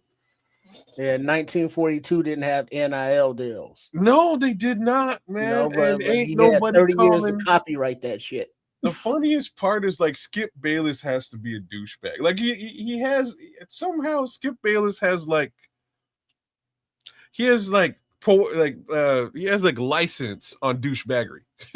It's like what I'm trying to say. He had to come out and say, hey, but like, you're trying to steal the old man's name, Caleb. Don't steal the man's name. And I've been calling this man the Iceman for 30 plus years. Really? When was the last time you called him the Iceman, though? The homeboy been retired for probably 30 odd years, right? Like, when was the last time you actually called him the Iceman? You know, you going around a grocery store, people are like, hey, what's up, Iceman? Ain't nobody doing that. Nobody, they're calling him George. Different sport, different era, yeah. Oh man, I don't know. Caleb, man, shout out, man. Shout out. I don't know what to tell you, but I thought like even if Marvel Comics was like, it's cool, they ain't saying nothing. I think you should have done a collab, man. I thought I was waiting for the Marvel Comics collab, but what can you do, man? Ice done melted by now. Hey. I definitely melted for the man who has it, but I don't know, man. Even doing some like what would be cool is some level of a collab with the old man passing the torch. That would be cool because it ain't like you using it. You ain't doing nothing with it. You're just gonna fall into the side into the ocean with the nickname. You know, at the most, his generation still has you go to like some thrift store and they got the posters. Oh, right. And you can turn the thing. We know what the poster is. Cool poster, cool poster. Maybe you'll come across a George Gervin with him sitting on the ice throne. That's it. That would be dope, though. That would be a dope, like just the whole thing. It would be cool if George, like, like I bet you, like, not only do I bet you, like, there's money here. I'm sure Caleb would throw you, like, it's not like Caleb broke. You know what I'm saying? Caleb Williams ain't broke, dog. Yeah. I'm sure he'd throw you a couple of bucks. You know what I mean? Do a little transition video from you to him as to being the Iceman and make it a whole thing. Like this could be a whole marketing campaign and you can make a couple of dollars off of it. But that being said, but now are we gonna get to that stage where like Marshawn Lynch is gonna copyright Beast Mode? Well, he done tried for sure. So every nickname, going forward in this monetization, culture, I need that NIL deal. Oh snap! Copyright. Ricky LaFleur just hit some shit though. What about the Iceman Chuck Liddell? Yeah, the singer Jerry Butler. The singer is from Chicago, Jerry Butler, the Iceman. The Iceman cometh. That was his name. So throughout the time, different genres, different niches, that nickname has been used. You know what though? Like, clearly, I should have just trademarked the name Iceman. Is really where we're at, and I could have made a cool couple of bucks. You and Maverick. You know what I'm saying? Could have made a couple of bucks, and that's that. It's like that guy who went out and bought Pepsi.com and made like a cool couple $1 million. Well, that was back in the time when the internet was just starting and you could just buy, buy domains for like $5. Right. And then sell it to them for millions. Brilliant scheme. Brilliant. It's like, damn it, I was right there. I was right there, kid. Chuck Liddell isn't relevant. That's hilarious, girls. But George Gervin's relevant. Chuck Liddell been like he was at least MMA fighting within the last 15 years. George Gervin ain't seen a basketball court in 15 years though. Can Michael Jordan trademark air? I think you don't know that's been trademarked, right? Like you know I know the symbol, the Jumpman logo has. Oh, he's we're talking Michael Jordan now. He copyright. Anything in and around his person, he's definitely got a TM. He's got a TM loaded up and locked and loaded, ready to go, man. You got a team for that shit. Right on. I'm just saying. Wait, lose Nomad? Oh, we might. He's around here somewhere, I'm sure. Oh, there he is. Oh, there he isn't. Yeah. No, that's not him. Hey, oh, it is. For future references, man, y'all have some pretty good takes there. When you know you got a good take, and you know you got something, like if Kez is saying something or Trip is saying something, and you know you got a good response, say clip this. I freestyle, man. I don't know if my responses are going to be good or not. Sometimes I'm just giving you that advice, especially according to Philly Mike. Philly Mike it will end up in a short. All right. I'm just saying. Yeah, right on. Yeah, I didn't even think about it because we were just talking about current events. And y'all having a good time doing it. Yeah. Y'all having a good time doing it. I enjoyed it. But now let me ask you this, Nomad. You've played with players that had nicknames. Would they consider or have considered trademarking them or that kind of thing? How would that work? You got to pay money. Iceman, to the point where y'all were making, that's sacred territory. Caleb should face some resistance there. But what about the Iceman Chuck Liddell? How come he didn't face no resistance? There was one Iceman, man. There was one Iceman. That was the first Iceman. And you gotta deal with that. I don't care how y'all think about Caleb Williams or Chuck Liddell. There was one Iceman. Respect that shit. I disagree. You ever watch George? I'm just saying, you ever watch George Gervin play basketball? Fuck yeah. I watched all the old school football and basketball. Hell yeah. What really? Yes. Damn. That's going in a deep way. I understand old NBA and old NFL like ain't nobody's business. And you got to give reference to the person that actually did that shit. And like, you're playing second fiddle right now. And that, to me, that is absolutely fine. Because, like, you know, much to the agreement of what the Scrolls put into the chat, one of these two guys is actually relevant on the planet Earth at this time. See, the problem is what you consider relevant. No, it's not me. It's not. Don't make it a Keds thing. I'm talking about the world. So, like on the world stage, is George Gervin active? He's relevant to a lot of people. Answer my question though. On the world stage, is he active? He's a retired old man, but what I'm trying to say, the correlation you're trying to make is I'm trying to answer the that's irrelevant. Relevancy, right? This is where relevancy comes into play. That is irrelevant. Right. If you're not active on the world stage, and it's been decades since you've been active on the world stage, then perhaps you pass the torch. Okay. I'm not saying he was never the Iceman. I'm not saying that he won't technically continue to be the Iceman. But I'm just saying that, you know, out of nowhere. Say what? I hope some young kids, a Canuck comes out of nowhere. That's okay. I'll change my name. Okay. But that's about the gist of it, man. When you start I'm saying, like, it could be worse, but like that's really the difference. The real difference is who's actively participating in something and being regularly seen, and that's where the question of relevancy comes into play.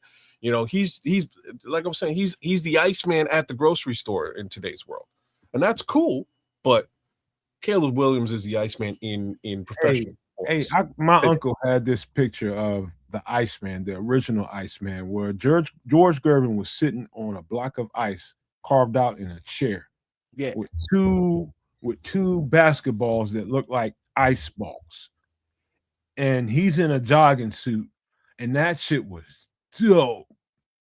I bet you it was cold as fuck. I mean, really dope. Just gonna say that might be. You see that shit, and it was just like that's the dopest shit ever. And I actually believe, if I'm remembering right, I think it was New Balance sneakers. These were the first New Balance sneakers out there. You talking about an originator. I love Caleb Williams, and I love the idea that he's the Iceman and how he's projecting the Iceman as he's rubbing his arms as like I'm cold.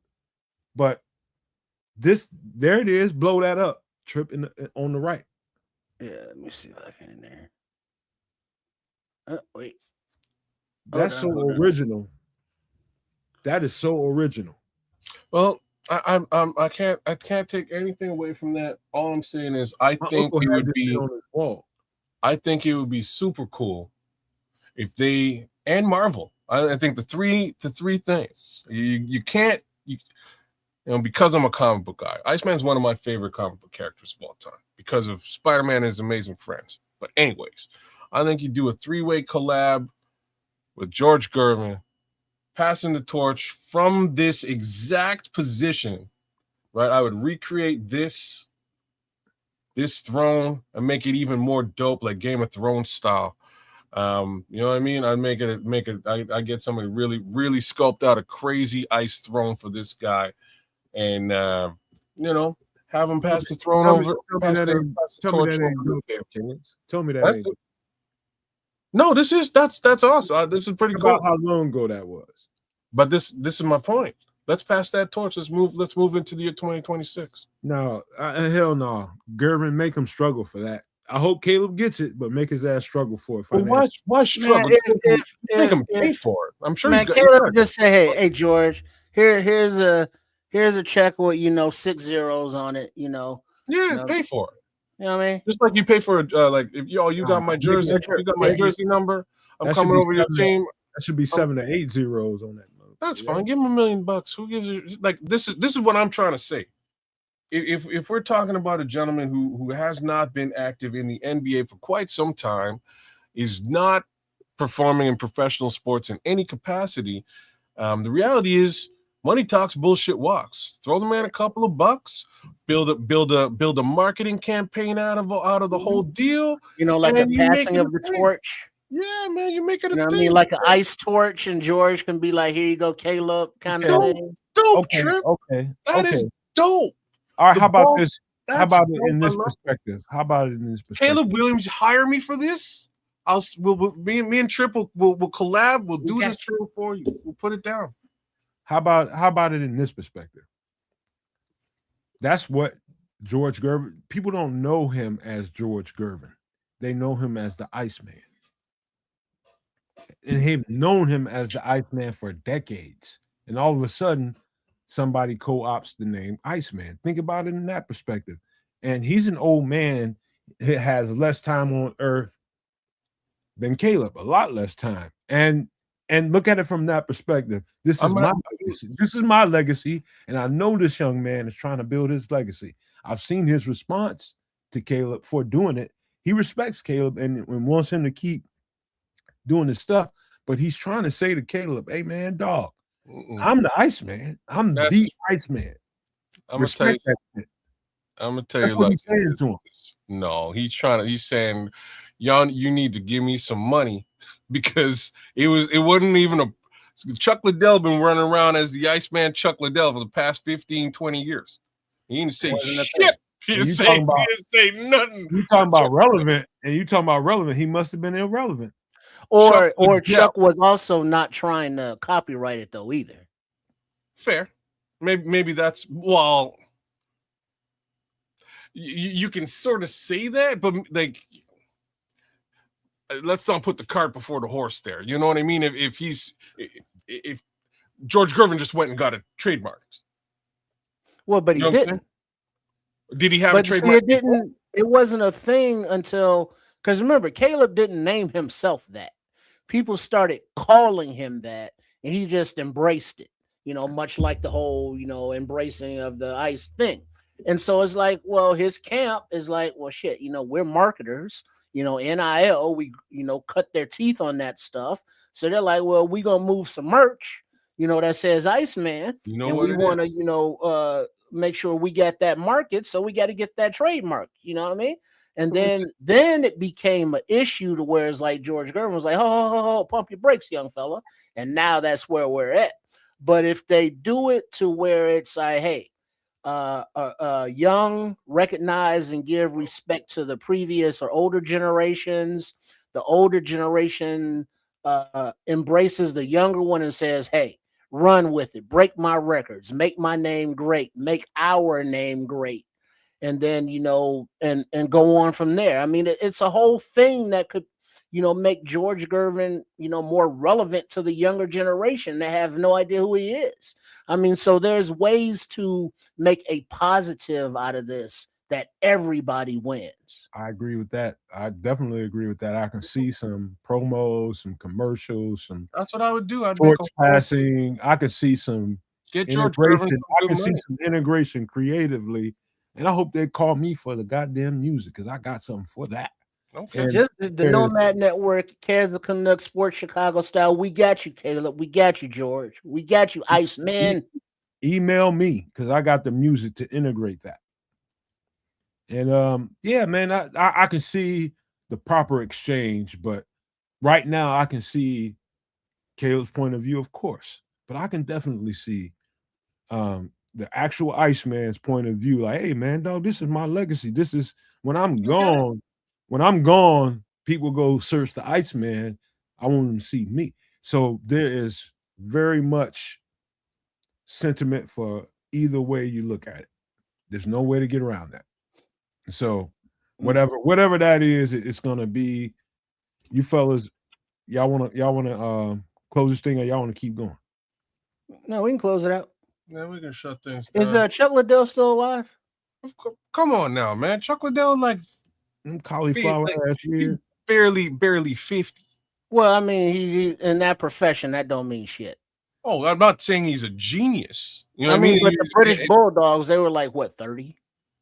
Different situations. Well, I mean, Eddie Guerrero, he was like what, 40 something. Yeah, but when you're on the road for like yeah, exactly. That's why 90, I was asking. 90 days a year, you might That's the only reason I was asking. Yeah. I'm not saying he's old. I'm just saying, they get rode hard and put up wet. Oh, and so like bring him into it, it's like have a whole Iceman triumvirate. That would be the dopest. Honestly, that would be so dope. Like Caleb Williams, I really hope you're watching this show. That would be so dope, man. You get Chuck Liddell, Marvel, George Gervin.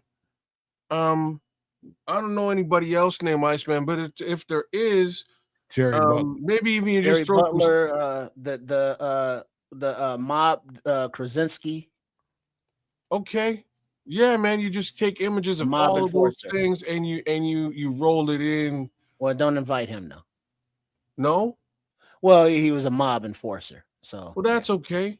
I'm just saying, just from an imagery perspective, you could roll all of these things together, and because he ice people. I love that. That's a yo. Okay, maybe you don't. Maybe you don't include him. But yeah, man, I think that would be awesome. That'd be a really cool collab that you could put together from a marketing perspective. And again, like most importantly, show love to George Gervin. Give him a couple of bucks as part of that marketing campaign. He's gonna pay the man for that and pay him for the name and potentially the shared rights is what I wouldn't say he should no longer be Iceman, but some sort of shared rights, or maybe a small percentage of Iceman merch sales. You know what I mean? Stuff like that. Right, because you don't want it to turn to bad feelings and end up in a court battle, and now you get generations arguing among generations, and basketball against football. There's just all kind of ways to go sideways. I just wonder, this is the only thing I would wonder. Would we still feel this way if Caleb Williams wasn't a Bear? No, what the hell are you talking about? I'm just telling you, if Caleb Williams was somewhere else. God damn it. Why would I give a rat's ass about Caleb Williams? Exactly. That's what makes the whole shit narcissistic, bro. That's what makes the whole shit narcissistic. Doesn't make it narcissistic. It does. I mean, but it's the same thing as if another running back takes the nickname Sweetness. Exactly. Whoa. Exactly. And you know what I mean? See, kids, Fucking shit get serious. Whoa, now Shit like get this, serious. that's real shit. Tribal is tribal as fuck, ain't it? That's real. We're You know, that's what I'm saying. There I'm has to in be Canada, and all of Chicago should be fighting for that shit. you know what I mean? So Yeah. there has to be some kind of happy medium to where there's an understanding amongst the damn, jock Richard. support wearers. You know, not all beef or all friction. You know, there has to be some way to coexist with these names. And, you know, in this day and age of marketing, you know, that be a thing. Yeah. There's Like- somebody haul off and call themselves Mongo. Outside of the movie and actual Mongo here in Chicago. Shit like that is very tribal, man. I don't know who would ever do Very that. tribal. Very tribal. You know, Very tribal, man. who Yeah. would rename themselves Mongo? It's just You not know, it's like that's very calling specific name. Kyle Manangai beast mode. You know, that wouldn't be cool. Yeah, Like no. he could be a Mongo. Monongo. But he can't Well, be yeah, beast because that's mode. his name. Yeah. He can't be beast mode. No. He cannot. And so, Yeah. so when you consider all these things, man, I just, I have no problem what they do legally. It's whatever happens legally is what happens legally. Once it's on the books, it's on the books. And no matter what anybody feels about it, it's just what it's going to be. Mm. I'm just saying proper consideration takes a little context, man. No. And I'm saying the same at the end of the day. It's just money, though. You know, that's really Well, what yeah, it all. it is money, but there's also respect. Yes, pay And the those man. aren't always in the same lane. Pay the man the respect he deserves. Pay the man. Show him that he's that the moniker that you're taking on is worth something, because it's definitely worth something to him, right? So that's my thoughts there. But straight up and down, I think that collab idea would be the coolest thing. Put it all together, roll that thing out just before the 2026 season, and I would buy a fucking jersey tomorrow. You know what I mean? You know, you have George Gervin up in the box at Soldier Field as a guest. Oh, to make it even better, with like ice white Bears uniform too. Oh, the ice night, and then like have an ice night with all white unis and have George Gervin up in the thing. Yeah. Now we talking, man. And then Nomad doing the soundtrack for the timeouts and shit. All it is, Trips, is a commercial, kind of like the Allen Iverson Reebok commercial with some kind of nice little beat to it. And George and Caleb is out there just throwing the ball, and you hearing the throws zipping through the wind. And there's ice references in the throws. And then next thing you know, out of nowhere, like God is coming. And out comes out of nowhere, out of the stands comes the Iceman with an actual ice block that he passes on. Looking approvingly, nodding his head type shit. Passes it on to Caleb. And then Caleb, kind of like bows down like, thank you, sir. Yeah. But can you imagine George Gervin's home and his whole everything around him? I bet you ice is everywhere. I'm talking about the name Ice is everywhere because that's who he is. Yeah. Well, nobody's telling the man like sell all your shit. You know what I mean? Like get rid of all your memorabilia. No, man, make him like. In my opinion, he should continue to be. You know what I'm saying? He should continue to be the Iceman. Period. I don't see his family or friends or fans stopping from calling the guy the Iceman. Well, but now Red Baron is saying Iceman and the Iceman are two different things as well. Yo, we got a super chat, man. You want to?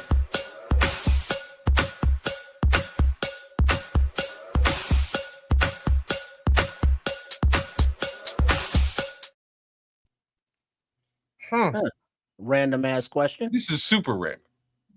Question for $1.99 Bear Truth 9, big up.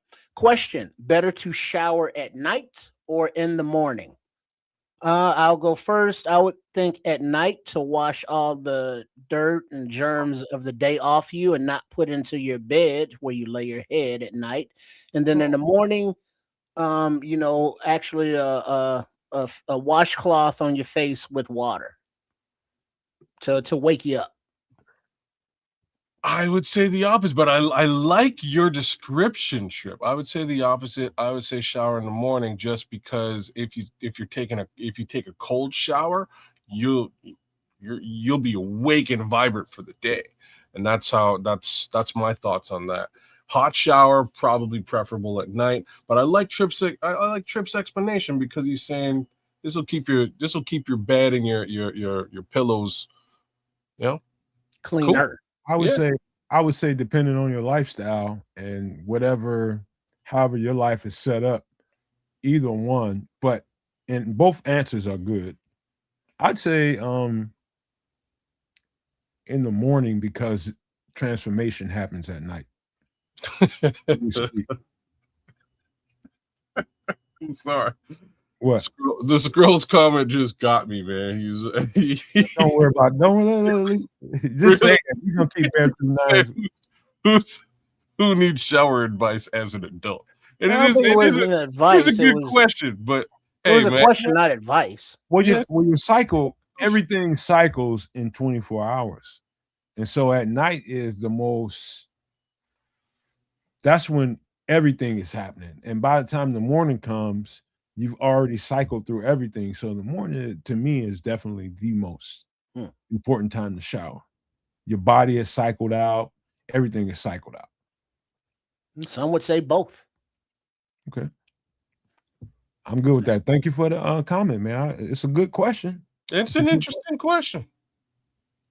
They say you prefer morning, but do shower after work or workouts regardless. Mm-hmm. Sometimes I shower after taking a bath. Well, yeah, because in the bath, you get all that just rinse on you, so you got to rinse it off because you're sitting there in the filth and muck and such. You see what I'm saying? And that's why also you never walk in the house, with your outside shoes on. You leave them shits at the door. Yeah, there's some people that say don't get your ass in the bed without shower. People. Mm-hmm. Yeah. You don't want to carry that outside dirt and germs into, to be sleeping into your pores at night. And then also, like, you never are supposed to sit on your bed with your clothes that you've worn outside, because you've sat on or passed through or brushed up against all the filth that's outside, and now you're going to sit on your bed where you lay your head at night once again to just lay there and soak in it, what I mean, marinate in the germs and all the filth from the street. So cleanliness is something that we got to pay attention to, not just to be obsessive about it, but there's a lot of shit out there that's not good for you health wise. Hey, one last thing I would love to throw at y'all on this. Let me just put it out there. You ever ran into someone that came into your house and it's just their way of doing things? This is the way they've been their whole lives, but coming to your house, get on your couch and jump on there and throw their feet under their behinds and put their feet on the couch with the shoes on. Oh, hell no. With the shoes on? Oh, yeah. This ain't Charlie Murphy, Untold Stories. You ever seen that before? Well, hold on. We got another one before y'all respond to that.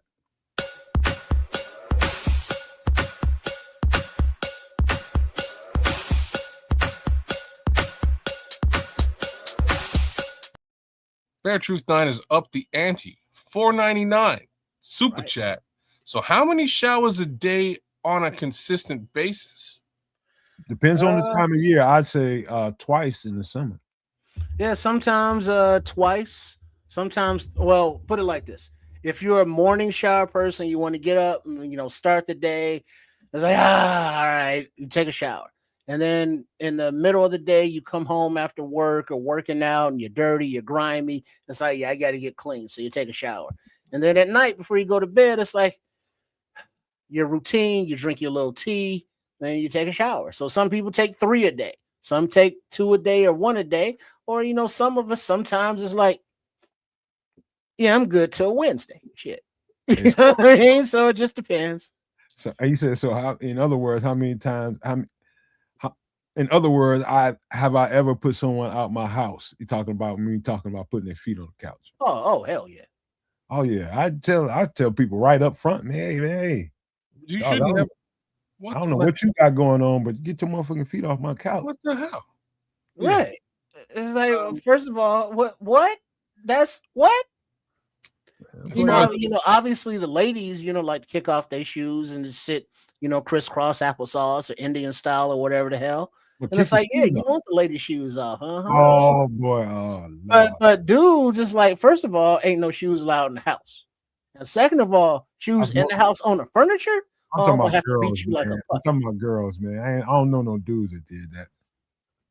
You know a woman who did it? Yeah, a couple of them. A couple of them. He's got specific references for this too. You know what it is. That's wild and crazy. I would find a very creative way to make them know that shit is not, because like a dude, you'd get your fucking, you know what I mean? Get your feet off my fucking couch. Woman, you may want to find a creative way to make your impression felt. It wasn't creative whatsoever. Hey, what you got going on? Get your motherfucking feet off my couch. Fuck your couch. So that's, I'm just saying, hopefully that's family, because if it's your girl's friends, they going around the back going, he's an asshole. You know what I'm saying? He told me, he cussed me out for putting. You know what? You know what, kids and trips? I have a very endearing way of keeping people comfortable around me. Oh, that didn't sound very endearing.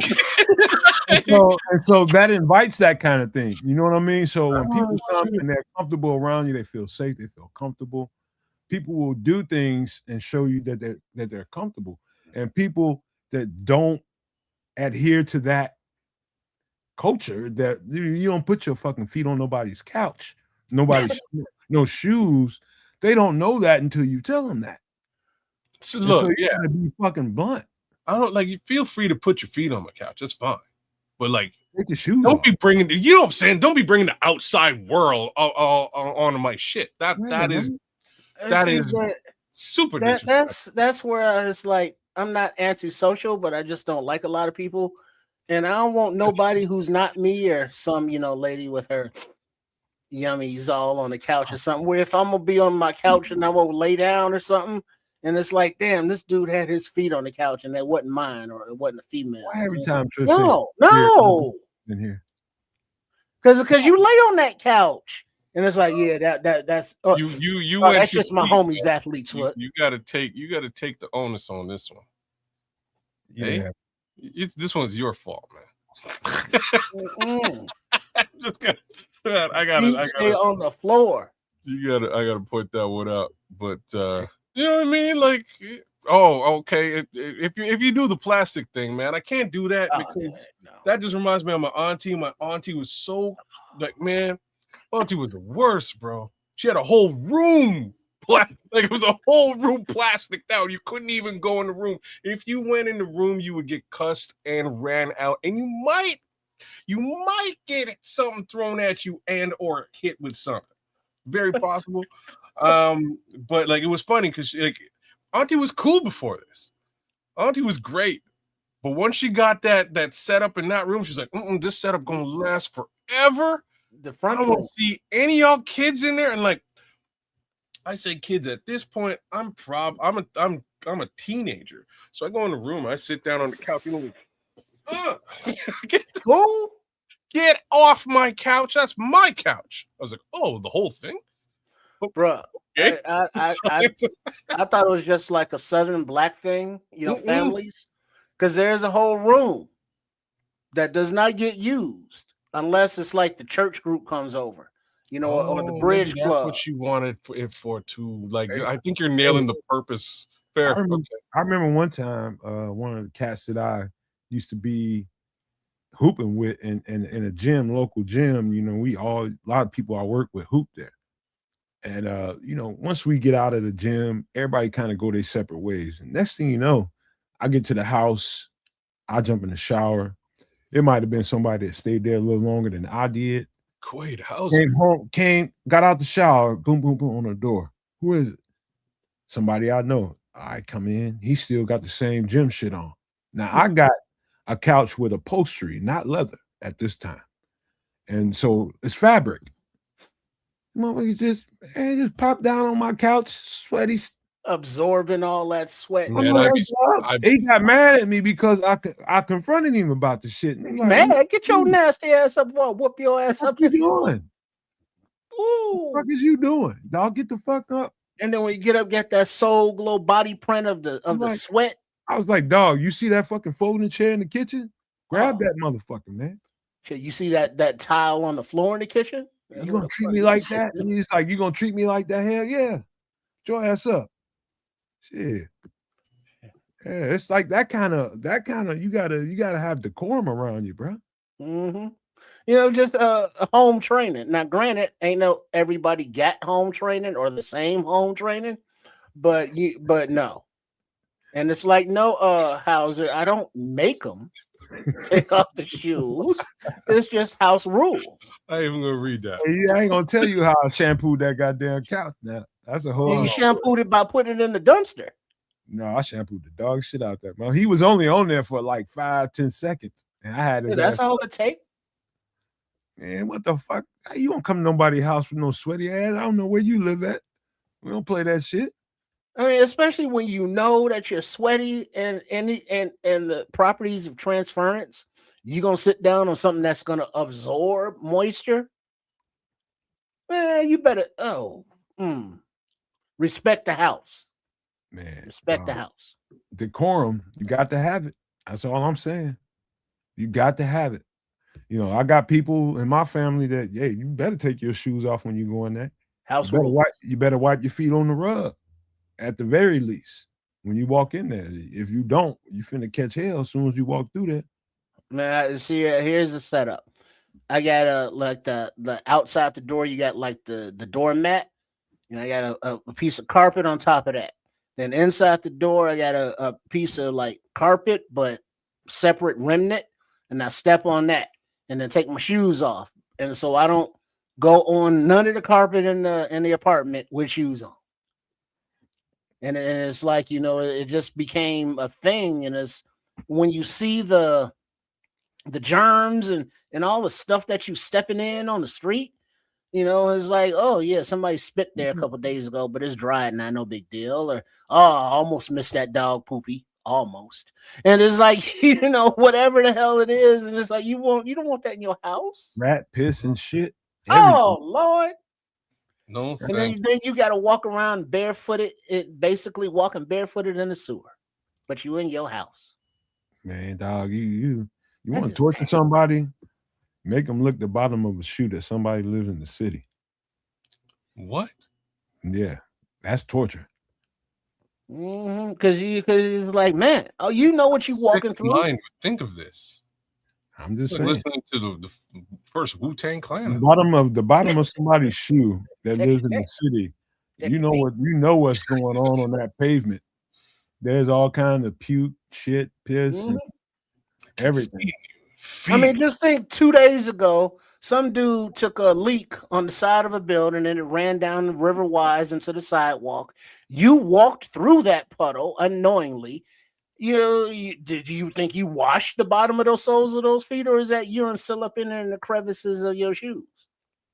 People. I'm just telling you, man, people and all kinds of traffic, man. Oh dog, man. I wish you would get on my couch with your shoes on. Oh, I'm gonna cut your ass out. So no bed, no with outside clothes on, no couch with shoes on, or yeah, it's just a cleanliness thing. Like my grandma might tell you, hey, I don't know what motherfucking barn you was raised in, but get your goddamn feet off my couch. That's what she would say.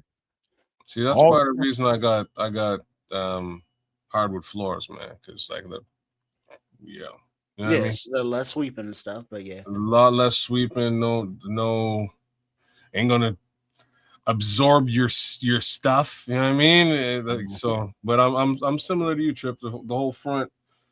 I wear my outdoor shoes. Take my shoes off at the front of front of the house, and then switch into my indoor shoes, and I wear my like indoor Mr. shoes. Rogers. Yeah, without having to throw one to the other hand. Right. But also like, the memories of the plastic furniture, in the wintertime, it was all right, but it would get kind of hard and crusty because it was cold. But that was better than the summertime when you had on shorts and you had to sit on that Burn plastic. you, bro. And then you get up and it was like your legs were just wet. Oh, snap. If it don't burn you, you Right. like sweat into it for no good reason. Right. And if you don't get stuck to it, it's like, oh Lord. And then they had the Ebony Jet and Time magazine on the table, and then to make sure the carpet was vacuumed. It was pristine. Pristine, kids.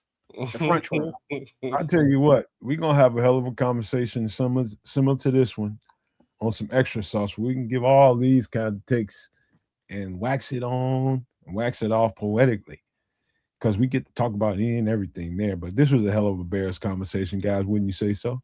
Yeah, indeed. Big up to everybody for participating and looking at the possibilities of the prospects and such. M7922, come back, like, share, subscribe, brother. Come back to like, share, subscribe to Sports Chicago Style, Keds of Canuck, and to the Nomad Network. And come back next week. We'll get you in on a draft of your own if we can. Hopefully we have time to do exactly that. Big shout outs to our draftees today. Being the one, the only, the Scrolls. Oh, look at that, brother. He's the Red Bear. He's the man. Love that guy. And Glockior, man. Shout out to Glockior, man, who is the gun-toting member of get those the Herberts. E-Man crew. Those baby cats Herberts. And a shout out to Bear Truth 9 for the super chats. Absolutely. He said, LOL, I want to give a little something, and you guys are so different in personality. It's fun to hear y'all talk on a simple subject. It is true, man. That's what makes it good, is because we're so different. Very true. Very true. Yeah. But shout outs to all you guys, and again, big ups to our draftees today. I think both of you guys did a pretty decent job across the board. You more or less filled all the holes needed, with maybe some slight exceptions. And like no. I just you know me. I'm just sick of the whole where's our edge rusher? Just get that out. Stop that. Let's just kill that, dead that question. Sorry, unalive that question. It's done it. Get the edge rusher, and we're off to the races. So that's my little 2 cents there. I hope the Bears are able to accomplish that. But as you guys have noticed and proved, that ain't the only missing link on this defense and or on this entire Bears roster. So there's improvements needed, and hopefully these guys can make them in the draft. Hey, I'll first of all, big up to everybody. Thanks for all the support. And if we're gonna trust this coaching staff, we're gonna trust them. That means polls included. So as we we'll see you Wednesday here on some extra sauce, which will actually be the first of the month. Wake up, kid. Wake up. And we will be now 3 weeks or so away from the draft. So make sure you are scheduling your plans to be with us here on the Nomad Network at Keds of Canuck and Sports Chicago Style on draft weekend as we go live and live reaction to the picks as they are made and breaking them down for all of our new Bears. And definitely expect some wheeling and dealing up and or down, as Poles has a history of doing every draft he's participated in. So big up to y'all, and we look forward to seeing you on Saturday. You know what, man? I'm looking for something. Where is it at? Oh yeah, on Wednesday night at 8 p.m. Central. I my plan right now is to kind of go further into where we went with Doomsday Survival and go down that road with more current events and trying to help people get more prepared. And for the people that didn't see that show, I advise you to go and watch some extra sauce last Wednesday, man, because that segment was bomb as shit. Even watching it on replay, what we were talking about and breaking down, talking about current events. I'm talking about things that are happening right now, the escalation in the Middle East and how that domino affects everybody. You know, whether you're in the United States, Canada, Switzerland, I don't care where you are in the world, Cuba, I don't care. It's going to touch you. And so that particular segment of the show was very good. Very, very good because it was focused. It was something that everybody can relate to. And we'll expound on that this Wednesday because I just want to help people. And if that means us going backwards a little bit in some of the things that we can do to help people get ready for prepping for, you know, crazy costs for everything and setting yourself up for some kind of success, man, you know, when everybody else around you might be failing because they're not paying attention to and just thinking that everything is going to be all right and just hoping everything is going to be all right. Nah, I'm here to tell you that's not the case this time. I'm here to tell you that. Take it from me. It is not going to be the case this time around. You have got to start making some plans. That's just the way it's going to have to be. But that segment of the show, again, will be very informative for everybody that wants to at least know how to start getting it together. And we'll go backwards a little bit so we can give you the basics. Start small and start growing, literally and figuratively. And so pay attention to the show Wednesday at 8 p.m. Central. That part of the show is going to be very, very important. And I just wanted to say, you guys, man, thank you guys for being here. This was fun. The Bears segment was really good for me because some of the guys that we talked about tonight, really, DT Sheffield is a guy that really, I just love that particular football player, that receiver out of Rutgers. I just absolutely love him. And I think he can really bring something to us right now. Knowing that, what's his name that we just got out of Detroit? Khalif Raymond. Khalif Raymond. Yeah. He's not long for the Chicago Bears, and you best set yourself up for the guy that can help you beyond him. But I think he's going to be probably one of the more important pieces that we got in this offseason.